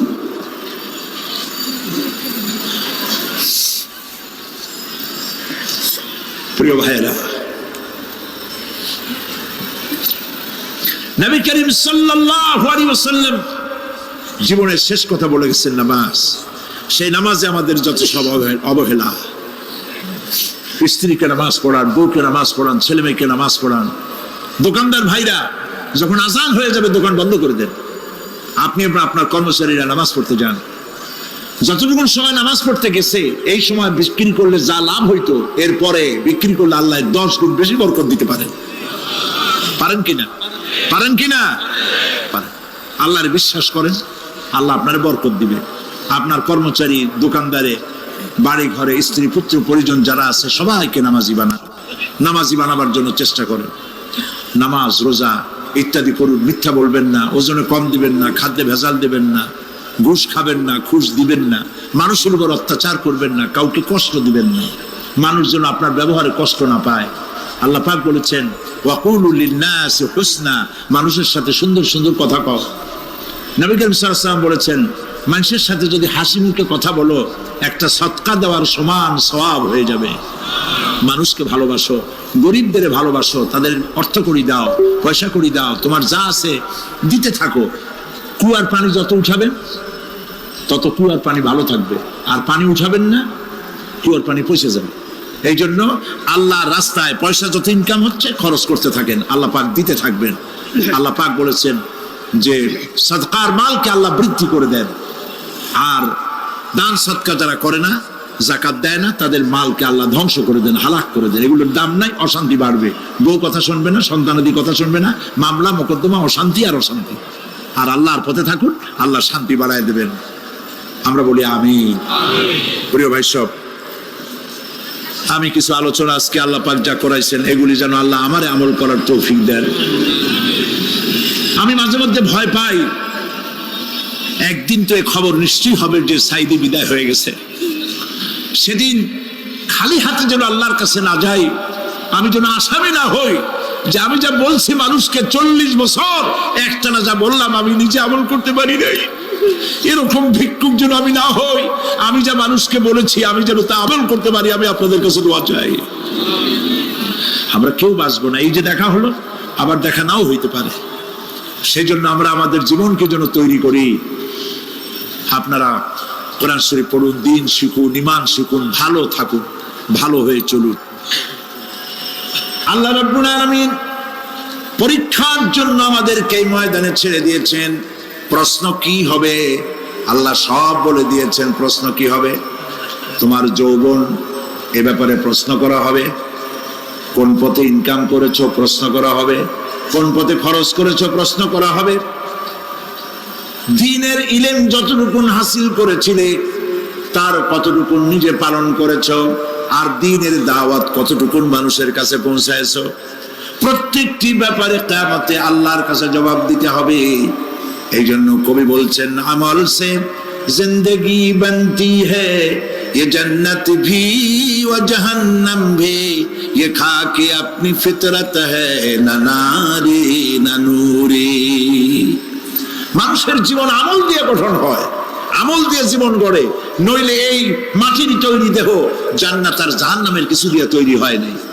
আপনি ইচ্ছে করলে দেহটারে জাহান্নামের জন্য উপযোগী করতে পারেন, ইচ্ছে করলে এই দেহটাকে জান্নাতের জন্য উপযোগী করতে পারেন। এটি আপনার ইখতিয়ারে আল্লাহ দিয়েছে। আপনাকে বাধ্য করা হয় নাই যে সেজদা না দিলে ফেরেশতা এসে ঘাড়ের উপরে পিটাবে, সুদ ঘুষ জেনা করলে পরে ঠ্যাং পিটায় ভেঙে দেওয়া হবে না। আপনি বাধ্য নন। আপনি সম্মানিত জীব, আল্লাহ সম্মানিত প্রাণী আল্লাহ পাকের। সেই জন্য মানুষকে বাধ্য করা হয় নাই। অটোনমাস বডি, অটোনমি দেওয়া হয়েছে, আপনাকে স্বাধিকার দেওয়া হয়েছে। চন্দ্র সূর্যের ব্যাপারে স্বাধিকার দেওয়া হয় নাই। রাত এখন 7:35, সূর্যের বাপেরও ক্ষমতা নাই বাংলাদেশে এখন উকি মারে, ঠিক কিনা? সে এখন আমেরিকায় রোদ দিচ্ছে, তাপ দিচ্ছে আমেরিকায়। ওকে নির্ধারণ করা হয়েছে যেভাবে, সেইভাবেই করতে হবে। পানি বলেন, পাহাড় বলেন, পাখি বলেন, চন্দ্র বলেন, গ্রহ বলেন, নক্ষত্র বলেন, সব জিনিস বাই হুক অ্যান্ড ক্রুক আল্লাহর হুকুম মানতে বাধ্য। কোরআনে কারীমে আল্লাহ পাক বলেছেন, আফাগায়রা দীনিল্লাহি ইয়াবগুন ওয়া লাহু আসলামা মান ফিস সামাওয়াতি ওয়াল আরদি তাওআন ওয়া কারহা। আল্লাহর দেওয়া জীবন ব্যবস্থা ছেড়ে দিয়ে তোমরা কি অন্য কোন মতবাদ তালাশ করো? ওয়া লাহু আসলামা মান ফিস সামাওয়াতি ওয়াল আরদ, অথচ আকাশে যা আছে, জমিনে যা আছে, সব আনুগত্যের মস্তক আমার সামনে অবনত করে দিয়েছে। সুবহানাল্লাহ। মানুষকে আল্লাহ পাক ইখতিয়ার দিয়েছেন, ইচ্ছে করলে মাহফিলও আসতে পারেন, ইচ্ছে করলে সিনেমাও ঢুকতে পারবেন, অসুবিধা নেই। অসুবিধার জন্য কিয়ামত, ওখানে হিসাব হবে। এখানে আপনি সূর্য চন্দ্র ফেরেশতারও কোনো মজাল নাই, কোনো ইখতিয়ার নাই আল্লাহর হুকুমের বাইরে কিছু করে। আল্লাহ যা করতে বলেছেন তাই করতে হবে, এর বাইরে এক চুলও নড়তে পারবে না। কিন্তু মানুষেরা করতে পারবে। মানুষ ইচ্ছে করলে নামাজ রোজা ছাড়তে পারে, ইচ্ছে করলে আল্লাহর অমান্যও করতে পারে। এইটা তার বিচারের জায়গা না, এটা হলো পরীক্ষার জায়গা। এটা কিসের জায়গা? পরীক্ষার জায়গা। এখানে আপনি কামাই করলে ওখানে কিছু পাবেন, এখানে কামাই না করলে কিছু পাবেন না। আরো সোজা করে বলি, কোন কৃষক, যে কৃষক আষাঢ় মাসে শ্রাবণ মাসে জমিন চাষ করে না, পৌষ মাসে তার গোলায় ধান আসবে? কথা বোঝেন নাকি বুঝেন না? পৌষ মাসে গোলায় ধান আসবে? কোনো পাগলেও বলবে না যে তুমি তো চাষই করো নাই, তুমি জমিনে, তোমার জমিনের ফসল তোমার ঘরে আসবে কেন? কাজী এই দুনিয়ায় পরীক্ষা দিলে এখানে রেজাল্ট হয়, এখানে গাছ লাগাইলে এখানে ফল দেয়। কিন্তু মানুষের জন্য আল্লাহ পাক যে আমল তৈরি করেছেন, পরীক্ষা নেবেন, সেই পরীক্ষার রেজাল্ট এখানে হবে না। পরীক্ষার রেজাল্ট আউট হবে কোথায়? আখিরাত। বলেন সবাই, কোথায় হবে? পরীক্ষার রেজাল্ট আউট হবে কোথায়? আখিরাত।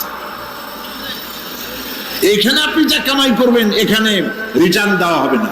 এখানে যা কামাই করবেন সমস্ত কামাই 700 গুণ বর্ধিত আকারে কিয়ামতে আল্লাহ আপনার হাতে ধরাই দিবেন। আল্লাহর ওয়াদা কখনো মিথ্যা হয়? মিথ্যা হয় রাজনৈতিক দলের নেতারা, এই জাতীয় লোকেরা যারা মঞ্চে আসে আর বলে যে বল আমাদের ভোট দেন, আমরা ক্ষমতায় যাইতে পারলে আপনারা না খাইয়া কেউ মরবেন না। কিন্তু কি খাইয়া মরবে তাও কয় না। সেদিন শুনলাম এই যে নির্বাচন এখন একটা চলতেছে, স্লোগান বাপ দাঁড়াইছে, ছেলে তো বলে রহিম ভাই আমার ভাই, তোমার ভাই, বাপের নাম রহিম। তারপরে শুনলাম বলতেছে বেগুন ভাইয়ের চরিত্র, আজকে নাম রাখে তো আদর করে বেগুন পটল, বেগুন ভাইয়ের চরিত্র ফুলের মতো পবিত্র।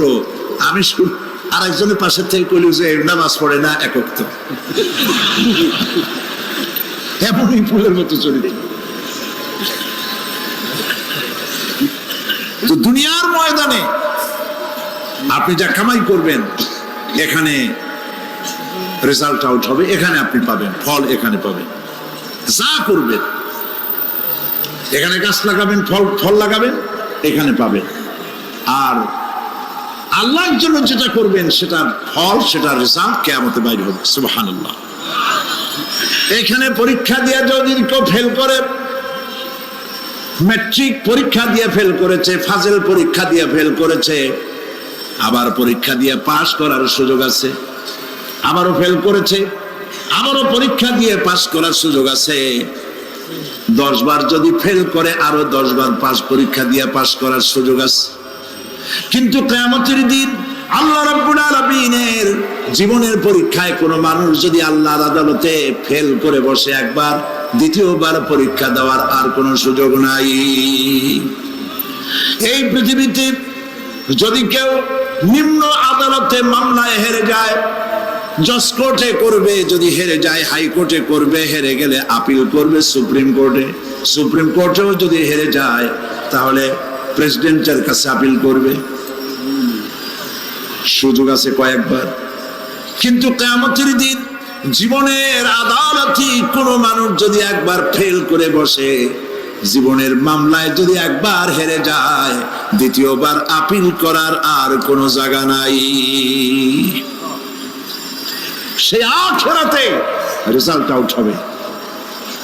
আমরা সব মরে যাব, আমরা সব কি হব? সব মরে যাব। আল্লাহ পাক আমাদেরকে উঠাবেন আবার। মানুষকে কবরে রাখার সময় আমরা কি বলি?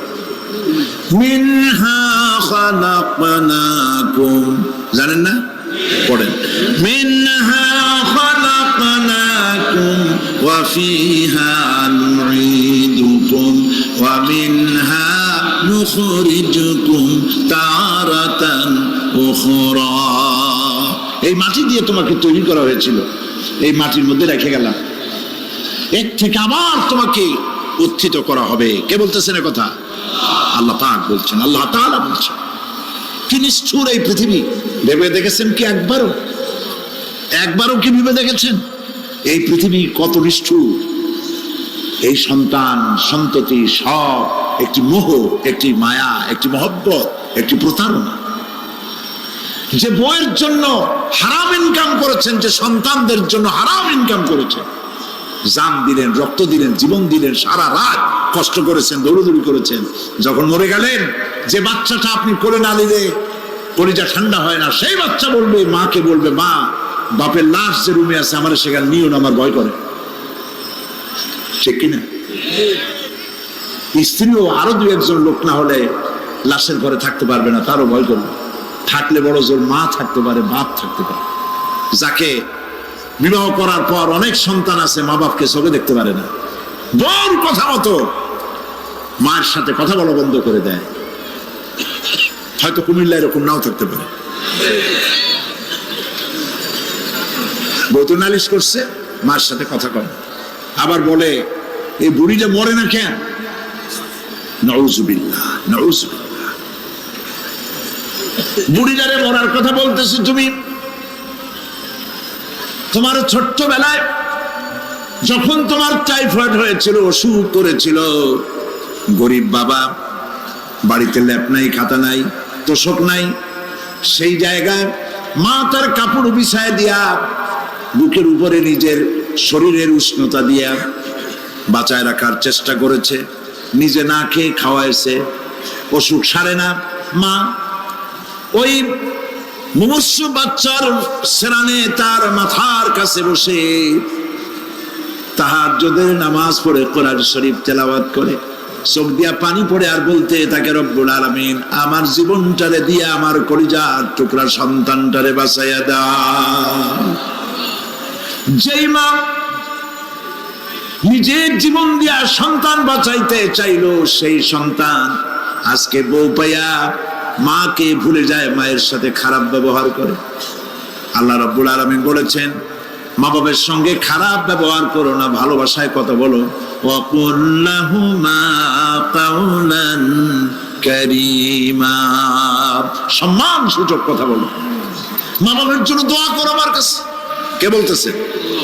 আল্লাহ তাআলা বলছেন, দোয়া করো আমার কাছে এই ভাষায়, রব্বিরহামহুমা কামা রাব্বায়ানি সাগীরা। পড়েন সবাই, রব্বিরহামহুমা কামা রাব্বায়ানি সাগীরা। আয় আমার রব, আমার মা বাপ যেমনে ছোটবেলায় আমাকে অত্যন্ত যত্ন করে লালন পালন করেছে, আল্লাহ তাআলা তুমি দয়া করে আমার মা বাপকে তোমার রহমতের করে লালন পালন করো। সুবহানাল্লাহ। প্রত্যেক নামাজের পর সকলে এই দোয়া পড়বেন, মনে থাকবে? মনে থাকবে? প্রিয় ভাই সব, সেই কিয়ামতের মাঠে আমাদেরকে উঠতে হবে, আল্লাহর দরবারে উঠতে হবে। সেই সময় আমাদেরকে কেউ উপকার করবে না। يوم لا ينفع مال ولا بنون, সম্পদ আর সন্তান সন্ততি কোনো কাজে লাগবে না। মা তার সন্তানকে চিনবে না, সন্তান তার মাকে চিনবে না, বাপ তার সন্তানকে চিনবে না, কেউ কাউকে পরিচয় দিবে না। কি মারাত্মক অবস্থা! মানুষ চরম অসহায় হয়ে যাবে। চতুর্দিকে ফেরেশতার আনাগোনা, সূর্য মাত্র 1 হাত উপরে, প্রচন্ড তাপ নিয়ে সূর্য অবস্থান নেবে, মাথার চান্দি ফেটে গিয়ে গুনাহগারের মাথার মগজ গলে গলে পড়তে থাকবে। পিপাসার যন্ত্রণায় জিহ্বাটা ঝুলে কুকুরের মতো করে নাভিস্থল পর্যন্ত ঝুলে পড়বে। কেউ উপকার করবে, কেউ জিগাবেও না। অনেক লোক আছে পীরের কাছে মুরিদ হয় আর মনে করে পীর সাহেব তারে কিয়ামতে সুপারিশ করবে। অসম্ভব। আয়াতুল কুরসির মধ্যে আমরা পড়ি, মান যাল্লাযী ইয়াশফাউ ইনদাহু ইল্লা বিইজনিহি। কে আছে এমন, কার হিম্মত আছে আল্লাহ পাকের বিনা অনুমতিতে কথা বলে? সুবহানাল্লাহ বলে। কোথার পীর, কোথার খাজা বাবা হারায় যাবে। ইব্রাহিম আলাইহিস সালামের মতো পয়গম্বর কি মনে করে আল্লাহর খলিল? ইব্রাহিম আলাইহিস সালাম আল্লাহর কি? আল্লাহর খলিল। আল্লাহর খলিল কিয়ামতের দিন বলবেন, আল্লাহ পাক, আয় আল্লাহ তাআলা, আমার বাপের কাছে আমার একটা ওয়াদা ছিল, আমি সুপারিশ করব তার জন্য, তুমি দয়া করে আমার বাপকে জাহান্নাম থেকে ক্ষমা করো, আমি তার জন্য সুপারিশ করতেছি। আল্লাহ তাআলা বলবেন, ইব্রাহিম, তোমার সুপারিশ মঞ্জুর হলো না। কথা বুঝতেছেন না? বুঝতেছেন না? ইব্রাহিম আলাইহিস সালাম যদি বাপের জন্য সুপারিশ করতে না পারে, ইব্রাহিম আলাইহিস সালাম তিনি যদি তার বাপের জন্য সুপারিশ করিয়া যদি ব্যর্থ হন, আপনার পিসাব কোন কামে লাগবে চিন্তা করেন। নবী করিম সাল্লাল্লাহু আলাইহি ওয়াসাল্লামকে প্রশ্ন করা হয়েছে, হে রাসূল, আপনার আব্বা আম্মার অবস্থা কি হবে? কথা কি শোনেন নাকি? আপনার আব্বা আম্মার অবস্থা কি হবে? নবী করিম সাল্লাল্লাহু আলাইহি ওয়াসাল্লাম বলেছেন, আমি আমার আব্বা আম্মার কোনো উপকারে আসব না। ইন্না লিল্লাহি ওয়া ইন্না ইলাইহি রাজিউন। তাহলে কোন সাহসে মনে করতেছেন কোন পীর কোন একটা বিদেশ থেকে, দেশের থেকে একটা নাজিল হলো আর ওইটার পিছনে পিছনে দৌড়াবেন, সে আপনারা নাজাত দেবে, তার পায়ে চুমা খাবেন? এই পায়ে হাত দিয়ে কদম বুঝি করা বাদ দেন।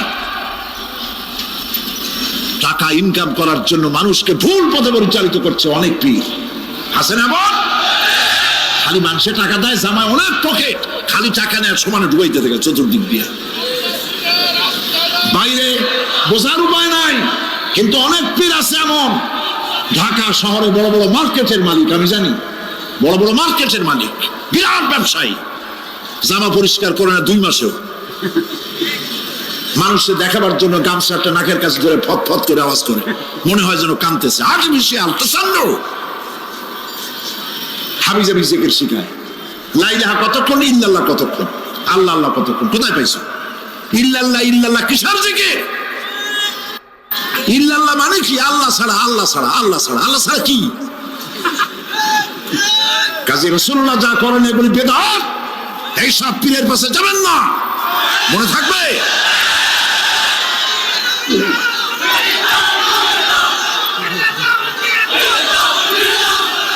প্রিয় ভাই সব, কিয়ামতের দিন আপনার আমল, একমাত্র আমল আপনাকে বাঁচাইতে পারবে। এই কোরআন শরীফে আল্লাহ পাক বলেছেন, ইয়া আইয়ুহাল্লাযীনা আমানু আবতাগু ইলাইহিল ওয়াসিলা, হে বিশ্বাসীরা ওসিলা ধরো। ধুরন্ধর এক শ্রেণীর লোকেরা এর অর্থ করেছে পীর ধরো।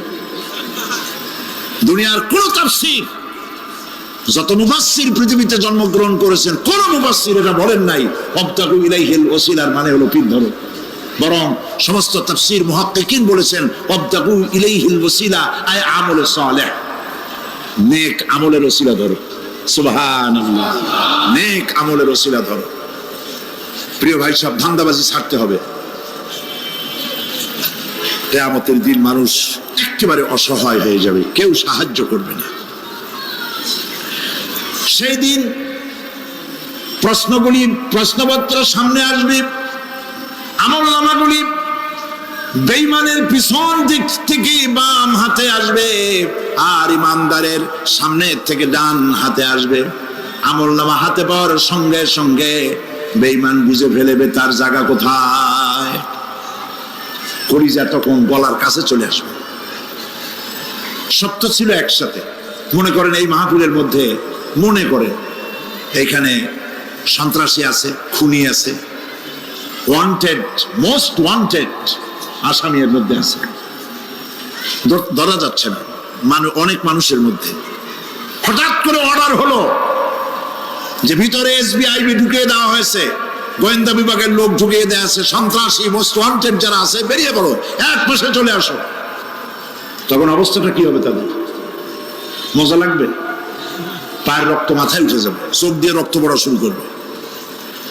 সমস্ত মানুষ একসাথে ছিল হাসরের ময়দানে।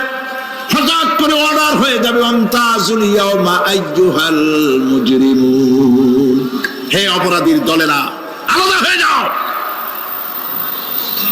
ইন্না লিল্লাহ, আলাদা হয়ে যাও। সমস্ত মানুষ সেখানে খালি পায়ে উঠবে, কারো পায়ে জুতা নাই, স্যান্ডেল নেই, পরনে কোনো কাপড় নাই, গায়ে কোনো কাপড় নাই, মাথায় কোনো আবরণ নাই। হযরত আয়েশা সিদ্দিকা রাদিয়াল্লাহু তাআলা আনহা, তিনি নবী করিম সাল্লাল্লাহু আলাইহি ওয়াসাল্লামের কাছে কিয়ামতের এই বর্ণনা শুনে কাঁদতেছিলেন আর বলতেছিলেন, হে আল্লাহর রাসূল, কিয়ামতে সকলকে ভাবে উঠতে হবে, এমনকি আমাকেও? হুজুর বললেন, প্রত্যেকটি মানুষকেই উলঙ্গিনী হয়ে উঠতে হবে। তিনি প্রশ্ন করলেন, তখন কি শরম হবে না? নবী করিম সাল্লাল্লাহু আলাইহি ওয়াসাল্লাম বলছেন, জাহান্নামের ভয়তে কেউ কারো দিকে তাকাবার সুযোগ পাবে না। সব উপরের দিকে তাকায় থাকবে আর বলবে, আল্লাহ আমারে বাঁচাও, আল্লাহ আমারে রক্ষা করো।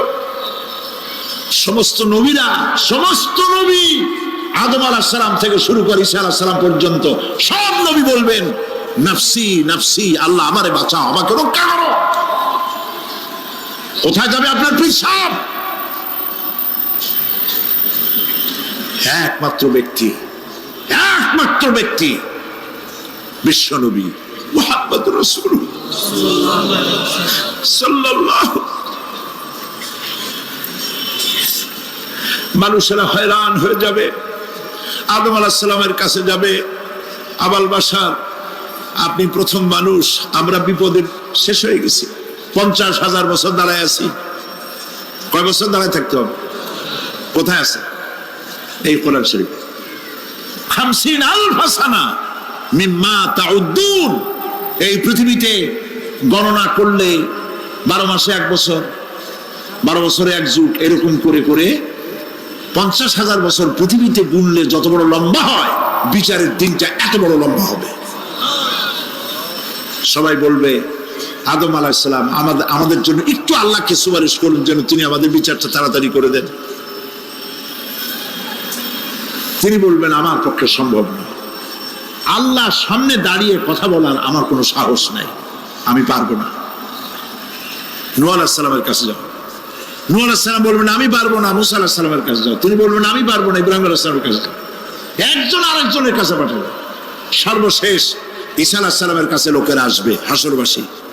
ঈসা আলাইহিস সালাম বলবেন, আমি তো পারবোই না, কারণ পৃথিবীর শত শত কোটি নাসারারা আমাকে আল্লাহর ছেলে বলেছে, অথচ আমি তাদের তা বলতে বলিনি। আমি নিজের ব্যাপারেই আজকে শঙ্কিত, আমারে তারা আল্লাহর ছেলে বলছে। আল্লাহ আজকে আমার সাথে কি ব্যবহার করবেন আমি তো জানি না, আমি নিজেই বিপদে আছি। তবে আমি তোমাদের ব্যাপারে একটা পরামর্শ দিতে পারবো, একজন ব্যক্তি আছে যার কাছে গেলে তিনি কথা বলতে পারবেন, তিনি বিশ্বনবী রাহমাতুল লিল আলামিন জনাব মুহাম্মদ রাসূলুল্লাহ সাল্লাল্লাহু আলাইহি ওয়াসাল্লাম। তার কাছে চলে যাও, হাসরবাসীরা তার কাছে চলে যাবে। নবীজি সকলের কথা শুনে সিজদায় পড়ে কাঁদতে থাকবেন। তিনি বলবেন, হাসরবাসীদেরকে আশ্বস্ত করবেন, এই কাজ আমার কাজ, আমি বলবো আল্লাহ পাককে। তিনি সিজদায় পড়ে কাঁদবেন, রব্বুল আলামিন প্রশ্ন করবেন, হে আমার রাসূল, আপনার তো আজকে কান্দার দিন না, আপনি কাঁদেন কেন? আমি আপনাকে মাকামে মাহমুদ দিয়েছি, কাউসারের মালিক বানাই দিয়েছি। আপনি জান্নাতে প্রবেশ করার আগে কেউ বেহেশতে যাইতে পারবে না, এই সম্মান দিয়েছি, কাঁদেন কেন? নবীজি বলেন, রব্বুল আলামিন যা তুমি আমার জন্য বরাদ্দ রেখেছো সব আমি পেয়েছি বা পাবো, আমি কান্দি আমার উম্মতের কি হবে। আল্লাহ রাব্বুল আলামিন তাকে পারমিশন দিবেন, আপনার নেককার জান্নাতি উম্মতগুলি আপনি বেছে নিন। নবী করিম সাল্লাল্লাহু আলাইহি ওয়াসাল্লাম পারমিশন পাবেন। আল্লাহর পারমিশন ব্যতি রেখে আল্লাহর দরবারে কথা উচ্চারণ করার ক্ষমতা কেন হবে না? সুবহানাল্লাহ। এই কথা ভাববার কোনো কারণ নাই। অমুক পীর সাহেবের অনেক মুরিদ আছে, সব মুরিদ টুরিদ নিয়ে নারায়ে তাকবীর জিন্দাবাদ, পীর সাহেব জিন্দাবাদ, এই সমস্ত বাপ বোধ কামে লাগবে না। ওয়া কুল্লুহুম ইয়াতিহি ইয়াউমাল কিয়ামাতি ফারদা। কিয়ামতের দিন প্রত্যেককে একজন একজন করে আসতে হবে আল্লাহর দরবারে। আল্লাহ বলেছেন একজন একজন একজন, মিছিল করার উপায় নেই। আল্লাহ রাব্বুল আলামিনের দরবারে হাজির হয়ে যাবে সেই কঠিন হাসরের ময়দানে বাঁচার জন্য। নবীজি দোয়া শিখায় দিয়েছেন, দোয়া করো আল্লাহুম্মা হাসিবনি হিসাবান ইয়াসীরা। পড়েন আমার সাথে, আল্লাহুম্মা হাসিবনি হিসাবান ইয়াসীরা, আল্লাহুম্মা হাসিবনি হিসাবান ইয়াসীরা। হে আল্লাহ তুমি আমার সহজ হিসাব নাও। নবী করিম সাল্লাল্লাহু আলাইহি ওয়াসাল্লাম নিজেই দোয়া করেছেন। চিন্তা করেন, আল্লাহ পাক নিজে, আল্লাহ তাআলা তিনি নিজে প্রশ্ন করবেন এবং পাপগুলি দেখাই দেবেন, এই সব পাপ করছো। মানুষ আল্লাহর বান্দা ভয় চোটে কলজা গলা দিয়ে বেরিয়ে যেতে থাকবে, বেরিয়ে যেতে চাইবে, তার বাষ্পরুদ্ধ হয়ে আসবে, বলতে থাকবে আল্লাহ আমি করে ফেলেছি, আমি মাপ চাই, তোমার কাছে ক্ষমা ভিক্ষা চাই। আল্লাহ রাব্বুল আলামিন বান্দার কাকুতি মিনতির দিকে লক্ষ্য করে বলবেন, বান্দারে আমি তোকে ক্ষমা করে দিলাম। এটাই হলো হিসাব ইয়াসির, সহজ হিসাব। এই সহজ হিসাব কার কিসমতে আছে কার কিসমতে নাই আমরা কেউ জানি না। এই দুনিয়াটাকে আল্লাহ পাক বানাইছিলেন পরীক্ষা নেওয়ার জন্য। কি জন্যে? পরীক্ষা নেওয়ার জন্য। পরীক্ষায় যার যে বয়স এখন আছে, এখানে আমার যা বয়স আপনার যা বয়স, এই বয়সে যা যা করছি এখন হিসাব করেন। ছোটবেলায় ওই মাছের কাঁচা গলার মধ্যে ঢুকছিল, তখন ক্লাস 2-তে পড়ি, এরকমের একটা ঘটনা মনে আছে কিনা? মনে নাই? অন্যের বাড়ির আম পাড়তে গিয়া বাড়িওয়ালার সামনে পড়ছিলেন, 2টা থাপ্পড় দিয়েছিল, এইসব কথা মনে আছে না? আছে কিনা? এই ছোট্ট ছোট্ট কথাগুলি, কোন পুকুর পাড়ে আসার খাইছিলাম, কেডা মারছিল, সেই ছোট্টবেলা থেকে এই পর্যন্ত এই ছোট্ট কথাগুলি যদি মনে থাকে, তাহলে বড় বড় পাপ কি কি করছেন তা মনে নাই। তাহলে নিজের হিসাব নিজে করো। কিয়ামতে আল্লাহ পাক আমল নামা হাতে দিবেন, বলবেন পড়ো, ইকরা কিতাবাক, পড়ো তোমার আমল নামা। তুমি তোমার হিসাবের জন্য আজকে তুমি নিজেই যথেষ্ট। পড়ে দেখো কি করছো। ইন্না লিল্লাহি ওয়া ইন্না ইলাইহি রাজিউন। হযরত ওমর ফারুক রাদিয়াল্লাহু তাআলা আনহু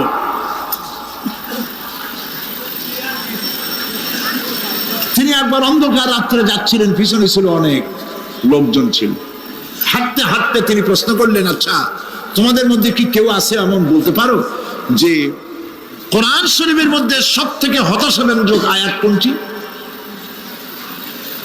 একজন জবাবে বললেন, অন্ধকার পিছনে, অন্ধকারের মধ্যে পিছন থেকে একজন জবাব দিল, ফামান ইয়ামাল মিসকালা যাররাতিন খায়রান ইয়ারা ওয়া মান ইয়ামাল মিসকালা যাররাতিন শাররান ইয়ারা।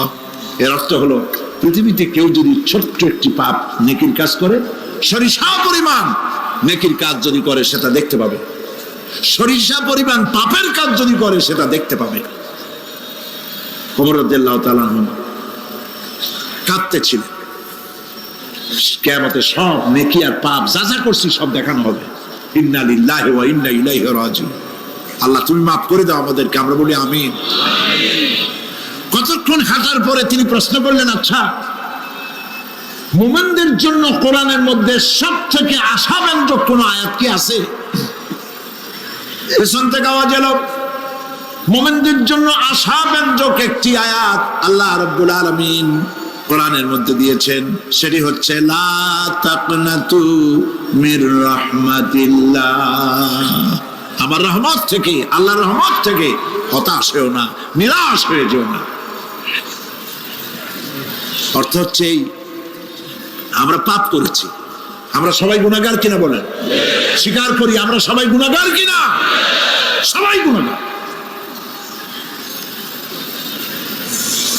এই গুনাহগার মানুষগুলি যদি গুনায় তওবা করে, গুনার জীবনে করব না তওবা করে কেউ যদি আল্লাহর রহমতের দিকে এক বিঘত অগ্রসর হয়, হাদিসে কুদসির ভিতরে এসেছে আল্লাহ পাক বলেন, আমি আমার ওই বান্দার দিকে এক হাত আগায়া যাই।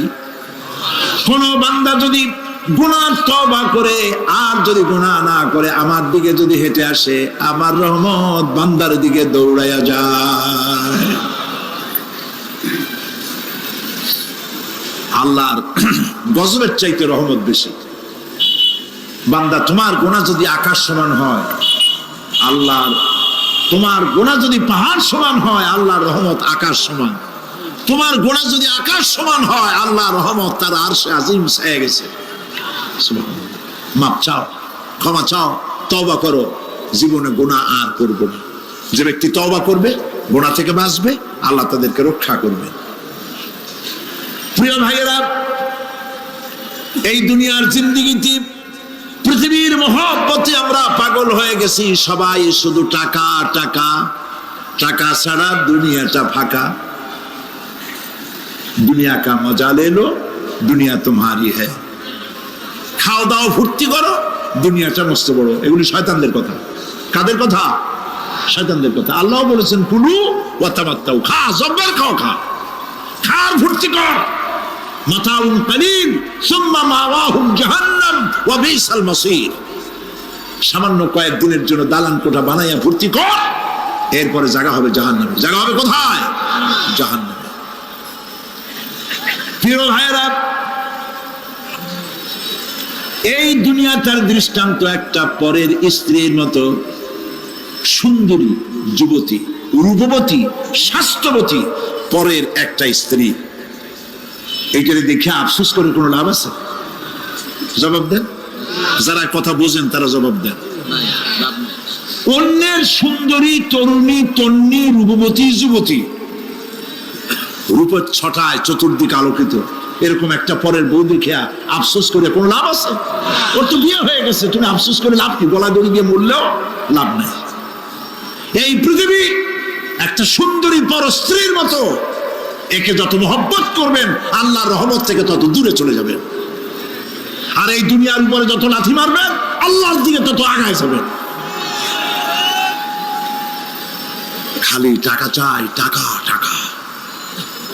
বাড়ি একটা আছে আরো 6টা চাই, দোকান 5টা আছে আরো 7টা চাই, গাড়ি একটা আছে আর 50টা চাই।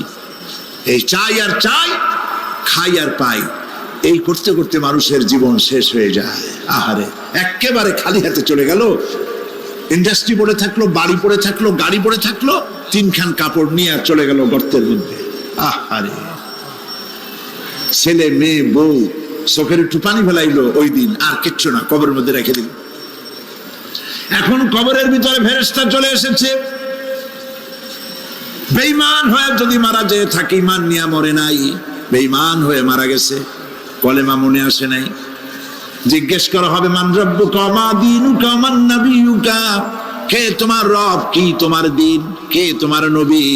বেঈমান বলবে হায় হাতা লা আদরি, জানি না।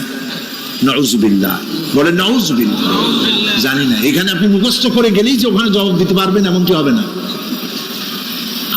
আমল করতে হবে, আমল তৈরি করতে হবে। আমল মানে কিন্তু এইটা না যে আপনি বসে বসে তাসবিহ পড়বেন। এটা লোকের আমল করে, যে লোকটা খুব আমলদার, খুব আমল করে। আমলের ইংরেজি হচ্ছে ওয়ার্ক, বাংলা হলো কাজ। তো কেউ বসে বসে কোনো কাজ নাই, তাসবিহ টিপতেছে, এটা হচ্ছে আমল হইল। আপনার সমস্ত কাজগুলি হতে হবে আল্লাহরে খুশি করার জন্য। দোকানদারি করবেন আল্লাহরে খুশি করার জন্য করবেন। আচ্ছা, ওখানে পরে আসতেছে। কবরের ভিতরে জবাব দিবে আমি কিছু জানি না। কিছুই যখন জানলো না, শাস্তি শুরু হয়ে যাবে। সিজ্জিনে তার রূহ রাখা হবে, এ মাটির দেহ মাটির সঙ্গে মিশে যাবে। কবরের মধ্যে কোনো প্রচন্ড শাস্তি বা জাহান্নামের আগুন ইত্যাদি দিয়েছি, প্রচন্ড কোনো শাস্তি হবে না। শাস্তি হবে কবর আযাব, আযাবুল কবর হক, আযাবের কবর। ওয়াসবির ওয়ামা সাবরুকা ইল্লা বিল্লাহি ওয়ালা তাহজান আলাইহিম ওয়ালা তাকু ফি গায়তিম মিম্মা ইয়ামকুরুন। হে রাসূল, সবরের সাথে কাজ করতে থাকুন। আপনার এই সবরের তৌফিক তো আল্লাহই দিয়েছেন, আর ওদের সমস্ত ষড়যন্ত্র, ওদের অপকৌশলে আপনি দুঃখিত হবেন না, চিন্তা করবেন না, ভারাক্রান্ত হবেন না। আপনি নিশ্চিত থাকুন। ওয়াসবির লিহুকমি রাব্বিকা ফাইন্নাকা বিআয়ুনিনা। হে নবী, আপনার রবের চূড়ান্ত ফয়সালা আসা পর্যন্ত ধৈর্য ধারণ করুন। আপনি তো আমার চোখের সামনে। সুবহানাল্লাহ, সুবহানাল্লাহ। আপনি আমার চোখের সামনে। কে আপনাকে কি করবে আমি দেখবো না? সুবহানাল্লাহ। মন্ত্রী যদি, এই সলিমুদ্দিন মার্কা মন্ত্রী যত আছে, এই মন্ত্রীরা যদি কয় ব্যথাতে ভয় কিসে, আমি তোকে দেখছি না, সাহসটা কেমন বাড়ে, কেমন বাড়ে সাহস।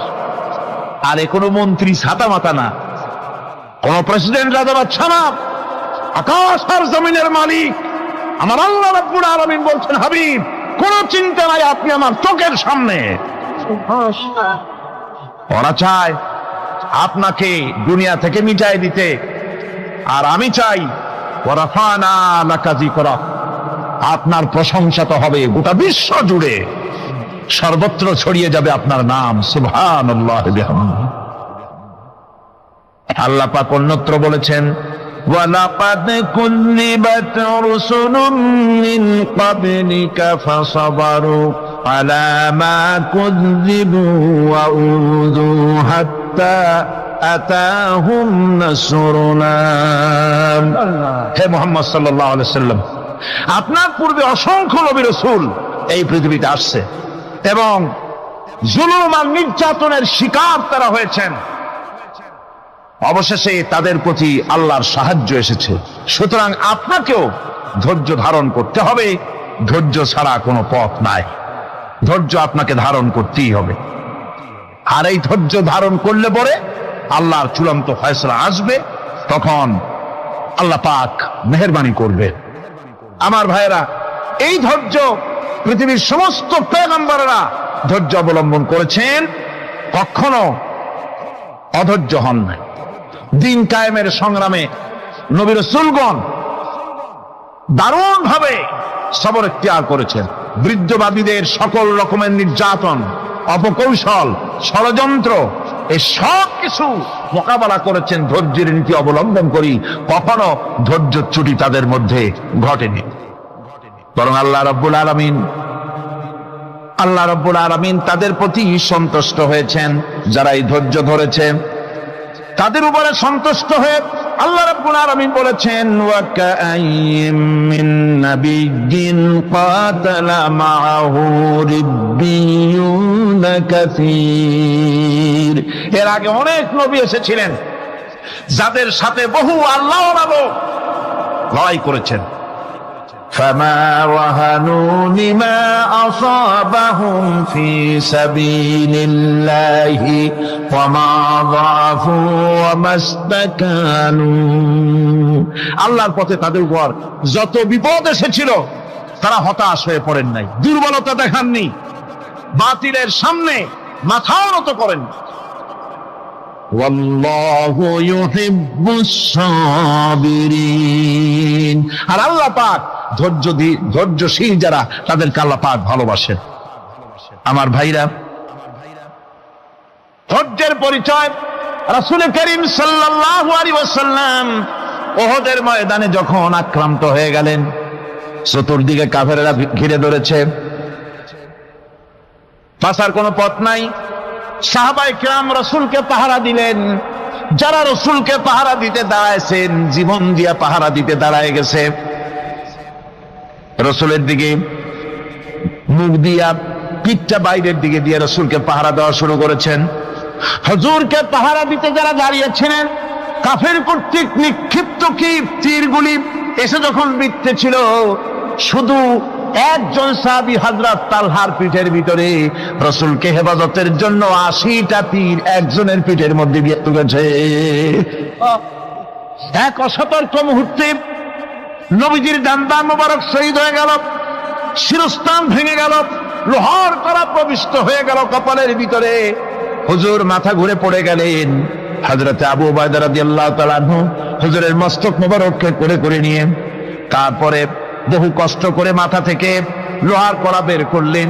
এবার ওই কড়ার ছিদ্র দিয়ে রক্ত আসতেছে, মুখ দিয়ে রক্ত পড়তেছে, দাড়ি ভিজে যাচ্ছে। বুখারী শরীফে এসেছে, আল্লাহর নবী দুইখানা হাত নিজের চেহারার উপরে মলে আনে টাটকা রক্ত চোখের সামনে দেখে বলছেন, আহারে, এই কওমের ফালাক কি করে হবে, এই কওমের মুক্তি কি করে হবে, এই কওমের নাজাত কি করে হবে, যে কওম তার নবীর চেহারা রক্ত দিয়ে লাল বানাইয়া দিল। নবীজি বললেন, আল্লাহুম্মা গফিরলি কওমি ফাইন্নাহুম লা ইয়ালামুন। আয় আল্লাহ পাক, আমার এই কওম বুঝতে পারে না, ওদেরকে মাফ করে দাও। খবর ছড়িয়ে গেল নবীজি শহীদ হয়ে গিয়েছেন। খবর ছড়িয়ে গেল চতুর্দিকে, মদিনায় খবর ছড়িয়ে গেল। মানুষ পাগলের মতো দৌড়ানো শুরু করে দিল। এক মেয়ে লোক দৌড়াচ্ছে ওহদের দিকে। কয়েকজন সাহাবীর সঙ্গে দেখা, তারা জিজ্ঞেস করলেন, দৌড়াও কেন মহিলা, যাও কই? কয় ওহদের দিকে যেতেছি। কয় যায় তো কোনো লাভ নাই, যেহেতু তোমার যে স্বামী এসেছিলেন জিহাদের ময়দানে, তিনি তো শহীদ হয়ে গেছেন। মহিলা বলতেছে, কে শহীদ হয়েছে শুনতে চাই না, আগে বলো নবীজি কেমন আছে। আবার কিছুক্ষণ পর আর কয়েকজনের সঙ্গে দেখা, তারা বলছে, মেয়ে লোক দৌড়াও কই? যাচ্ছি ওহদের দিকে। তারা বলছেন যে কোনো লাভ নাই, তোমার যে দুইটা কলিজার টুকরা সন্তান ওহদে এসেছিল, দুটোই শহীদ হয়ে গেছে। মা বলতেছে, ও সাহাবী, কে শহীদ হয়েছে শুনতে চাই না, তাড়াতাড়ি করে বলো আল্লাহর নবী মুহাম্মদুর রাসূলুল্লাহ সাল্লাল্লাহু আলাইহি ওয়াসাল্লাম কেমন আছেন। দৌড়াতে দৌড়াতে ওহদের মাঠে সাহাবায়ে কেরাম পরিবেষ্টিত। আল্লাহর নবীর কাছে গিয়ে হুজুরের জীবিত চেহারা মোবারকের দিকে তাকায়া মেয়ে লোকটি কাঁদতেছে আর বলতেছে, ইয়া রাসূলুল্লাহ, আমার স্বামী মরা শোক, আমার কলিজার টুকরা দুইটা সন্তান মরা শোক, আমার কলিজা থেকে মুছে গেছে, আপনি বেঁচে আছেন, তামাম মুসলমানদের এর চাইতে বড় সান্ত্বনা আর নাই। ভাইরা আমার, রাসূল করিম সাল্লাল্লাহু আলাইহি ওয়াসাল্লাম এভাবে করে ধৈর্যের পরিচয় দিয়েছেন। গালাগালি দেন নাই, রাগ করেন নাই, বদদোয়া করেন নাই। সুবহানাল্লাহ কোন, সুবহানাল্লাহ। হযরত আইয়ুব আলাইহিস সালামের সবরের ঘটনা কোরআনে কারীম তুলে ধরেছে। হযরত আইয়ুব 18টি বছর পর্যন্ত রোগের মধ্যে পড়ে আছেন। এত অসুখ করেছে, এত রোগ, শরীর পচে গিয়েছে, গায়ে পোকা ধরেছে, দুর্গন্ধ হয়ে গিয়েছে, বিবিরা চলে গিয়েছে, ছেলে মেয়ে পাড়ার লোকেরা দূর দূর করে তাড়িয়ে দিয়েছে। এবার জঙ্গলের ভিতরে গিয়ে আশ্রয় নিয়েছেন। এমন অবস্থা হয়েছে, শরীর পচে পচে জিহ্বায় যখন পোকা ধরা শুরু করে দিল, হযরত আইয়ুব আলাইহিস সালাম তখন আল্লাহ রাব্বুল আলামিনের দরবারে এই প্রথমবারের মতো তিনি বললেন, রব্বুল আলামিন, হায় আল্লাহ তাআলা, সমস্ত শরীর জড়জড়া হয়ে গিয়েছে, গায়ে পোকা ধরেছি, আমি কোনো কথা বলি নাই, আমি খামোশ থেকে জিকির আজগার করতেছিলাম। আয় আল্লাহ, এখন দেখি আমার জিহ্বায় পোকা ধরেছে, পোকা ধরা শুরু হয়েছে, আমার জিহ্বাটায় পোকা তুমি দয়া করে দিও না, কারণ আমার জিহ্বায় যদি পোকা হয়ে যায় তাহলে তোমার মতো আল্লাহর জিকির আমি কি দিয়া করব। আমার জিহ্বাটা তুমি দয়া করে ভালো রাখো। কোরআনে কারীম বলছি, وأيوب إذ نادى ربه أني مسني الضر وأنت أرحم الراحمين। স্মরণ করো সেই সময়ের কথা যখন আইয়ুব তার রবকে ডেকে বলেছিল, আমি অসুস্থ আর তুমি তো রহমান রহিম দয়াময়। ভাষাটা দেখেন কি সুন্দর। এর থেকে কি আল্লাহর আর কিছু বলা লাগে? আল্লাহ পাকের কাছে তিনি বলতেছেন, আল্লাহ আমি তো অসুস্থ, আমি তো অসুখ করেছে আমার, আর তুমি তো দয়াময় রহমান রহিম। এক অন্ধ, ঈদের দিন কত অন্ধই তো আসে খয়রাত করার জন্য, ভিক্ষা করার জন্য, চতুর্দিকে ভিক্ষা করতেছে অন্ধরা। এক অন্ধ ঈদের গেটের কাছে দাঁড়ায় বলতেছে, ভাইরা আজ হচ্ছে ঈদের দিন আর আমি কিছু দেখতে পাচ্ছি না।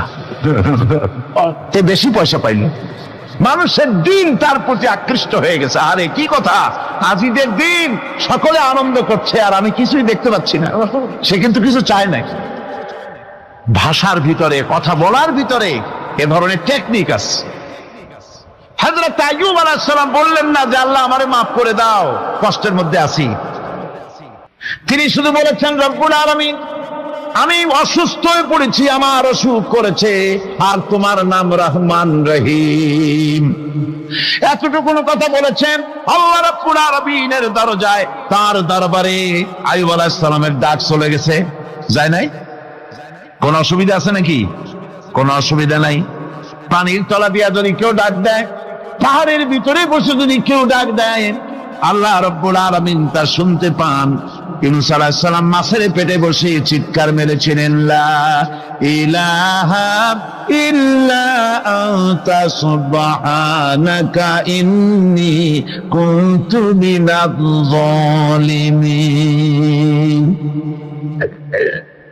তিনি বলছিলেন, আয় আল্লাহ তাআলা আমি তোমার প্রশংসা করছি, তুমি ছাড়া উপাস্য নাই, মাবুদ নাই। আমি তোমার পবিত্রতা ঘোষণা করছি, আমি তো জালিমদের অন্তর্ভুক্ত হয়ে গেছি। বাস এতটুকুন কথাই বলেছেন।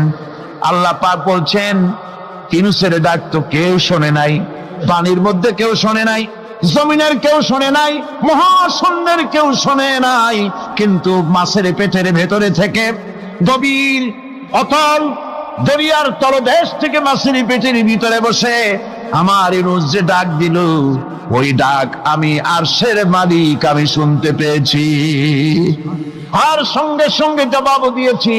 ফাস্তাজাবনা লাহু ওয়া নাজ্জাইনাহু মিনাল গাম্মি ওয়া কাযালিকা নুজিল মুমিনিন।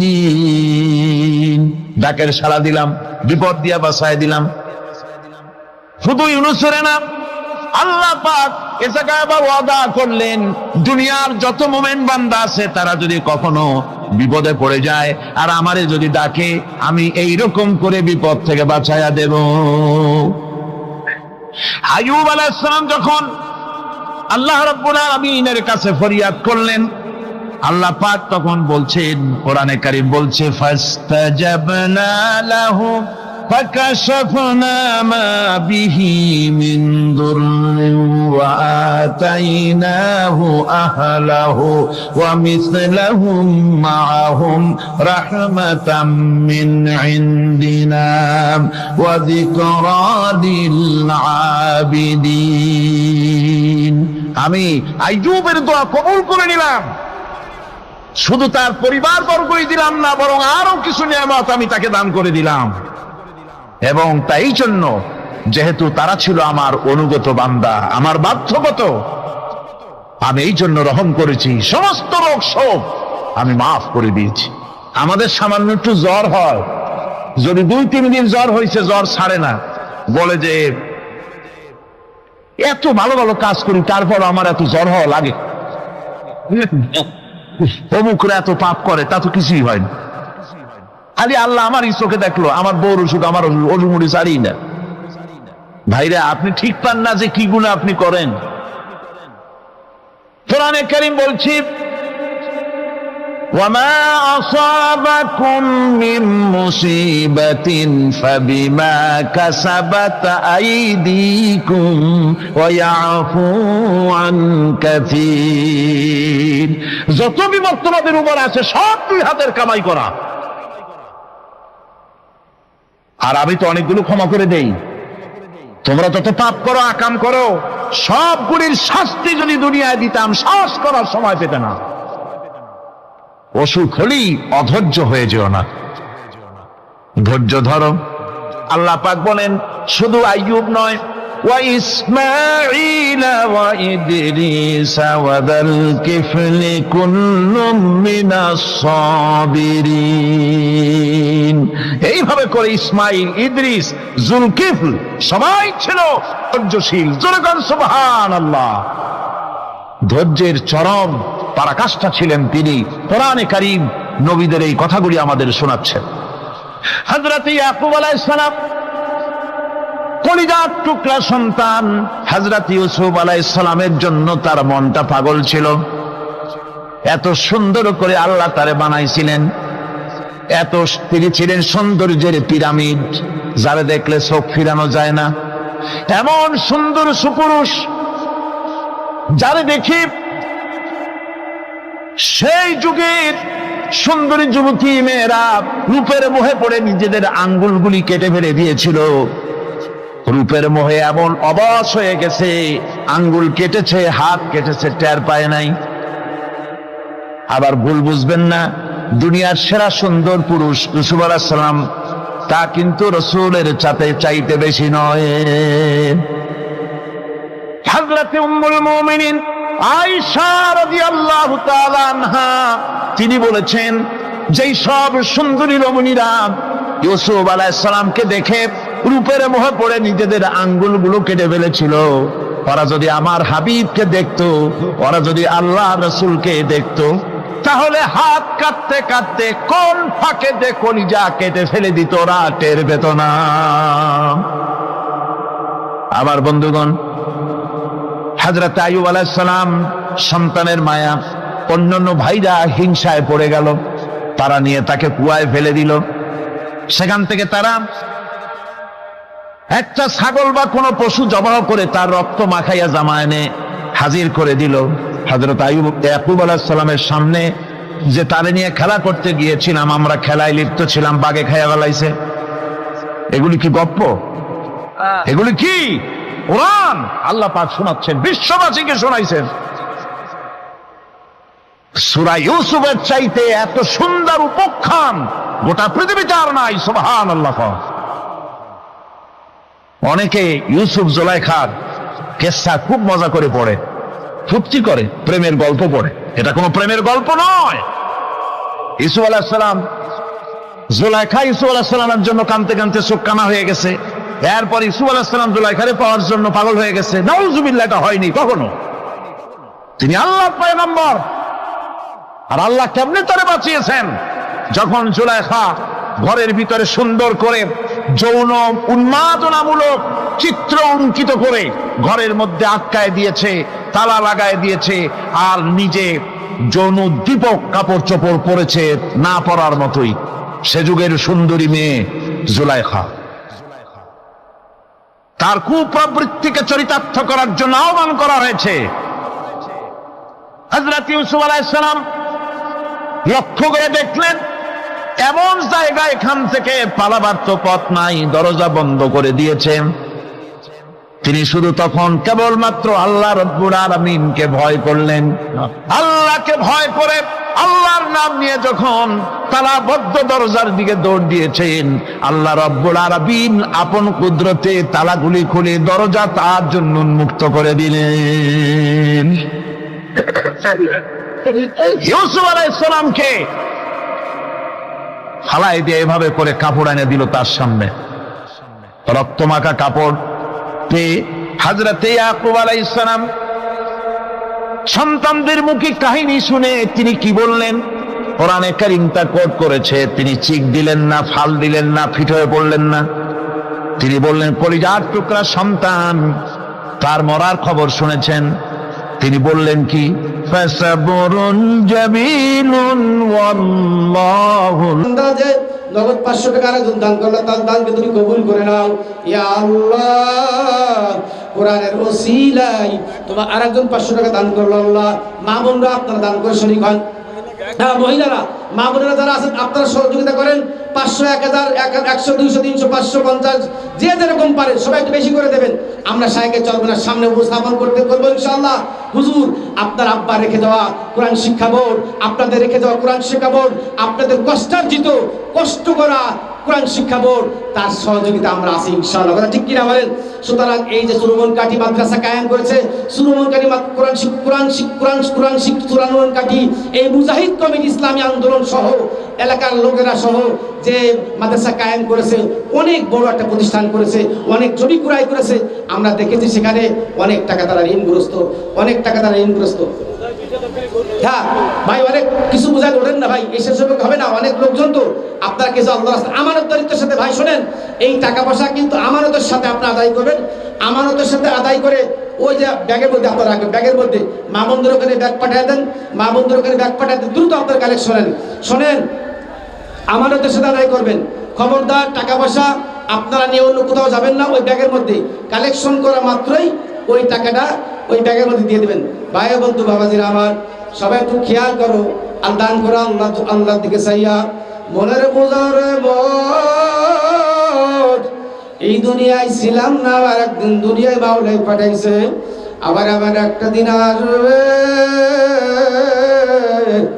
আমরা কেউ থাকবো না। ঠিক কিনা বলেন? এই থাকা যাবে কিনা বলেন? এই থাকা যাবে দুনিয়ায়? এ বাবারা, দুনিয়ায় থাকা যাবে না, এই টাকা সঙ্গে যাবে না। কথা ঠিক কিনা? এই টাকা সঙ্গে যাবে না, এই বিল্ডিং অট্টালিকা সঙ্গে যাবে না। বাবা দাও, কখন আজরাইল সালাম মউতের বিছানায় তোমাকে আমাকে ধাক্কা মারা ফেলাইয়া দেবে, যখন তোমাকে আমাকে ধাক্কা মেরে ফেলাইয়া দিবে, সবাই ঘরের থেকে বাহির করিয়া দিবে। বাবা, কত সুস্থ মানুষ কবরে চলিয়া গেল, আমরা বাড়িতে ফিরে যাইতে পারবো কিনা এমন কোনো গ্যারান্টি আছে কিনা বলেন? এমন কোনো গ্যারান্টি নাই। গত পরশুদিন বাবা আল্লাহু আকবার, আমার মসজিদের সামনে এক মুসল্লি, নাদুস নুদুস চেহারা, শরীর সুস্থ মানুষ, ভালো মানুষ, আশুরার রোজা, মুহররমের রোজাও রাখছে। আল্লাহু আকবার, মুহররমের রোজা রাখছে। আল্লাহ, 4টের সময় হঠাৎ পরে বুকে ব্যথা, সবাই ধরাধরি করে সদর হাসপাতালে লইয়া গেল। সদর হাসপাতালে নেওয়ার পরে ওই রোগী তখন জবান দিয়ে বলে লা ইলাহা ইল্লাল্লাহ। ডাক্তাররা বলেন লা ইলাহা ইল্লাল্লাহ যখন বলা শেষ হইয়া গেল, আল্লাহর বান্দা দুনিয়ার থেকে চিরবিদায় অন্ধকার কবরে চলিয়া গেল। হে আল্লাহর বান্দারা, মওত তোমারও হবে, আমারও হবে। কি নিয়ে মাওলার কবরে রওনা দিলাম? এই জন্য বাবা দাও, আল্লাহু আকবার, আল্লাহর কুতুব, আল্লাহর কুতুব ফজলুল করিম রাহমাতুল্লাহ আলাইহি সর্বনার জমিনে ঘুমায়া রইছে। আল্লাহ ইসাক রাহমাতুল্লাহ আলাইহি দুই পাগল ওই হাসনা হেনা গাছের নিচে শুইয়া রইছে। বাবা শায়েখে সরু আল্লাহু আকবার ফজলুল করিম রাহমাতুল্লাহ আলাইহি বলতেন, বাবা হে দুনিয়ার মানুষেরা একটু ভালো করে শোনো, ভালো করে খেয়াল করো। আমার বাবা ইসাক রাহমাতুল্লাহ আলাইহির ইন্তেকালের দিন এত পরিমাণ বৃষ্টি হইয়া গেল, তাকে দাফন করার মতন মাটি পাওয়া গেল না। দাফন করার পরে এত পরিমাণ মাটি মাওলা ব্যবস্থা করিয়া দিল, হাসনা হেনা গাছের নিচে মাটি প্রতিনিয়ত ওঠে। ওই যে মাটির ডিব্বা দেখা যায়, ওই ডিব্বা বাড়েও না কমেও না। কথা ঠিক কিনা বলেন? ভাই বন্ধু বাবাজিরা, আবার আমি গোলাম আজম দাওয়াত দিয়ে গেলাম, যারা সরগুনা বিরোধিতা করো, সরগুনা বিরোধিতা করিও না। শায়েখে সরগুনার সামনে একটু হাজির হইয়া যাও, শায়েখে সরগুনার সামনে একটু হাজির হও, কথা বলো। তোমার মন যদি নরম না হয়, আমি গোলাম আজম আল্লাহু আকবার গ্যারান্টি দিয়া বলে গেলাম,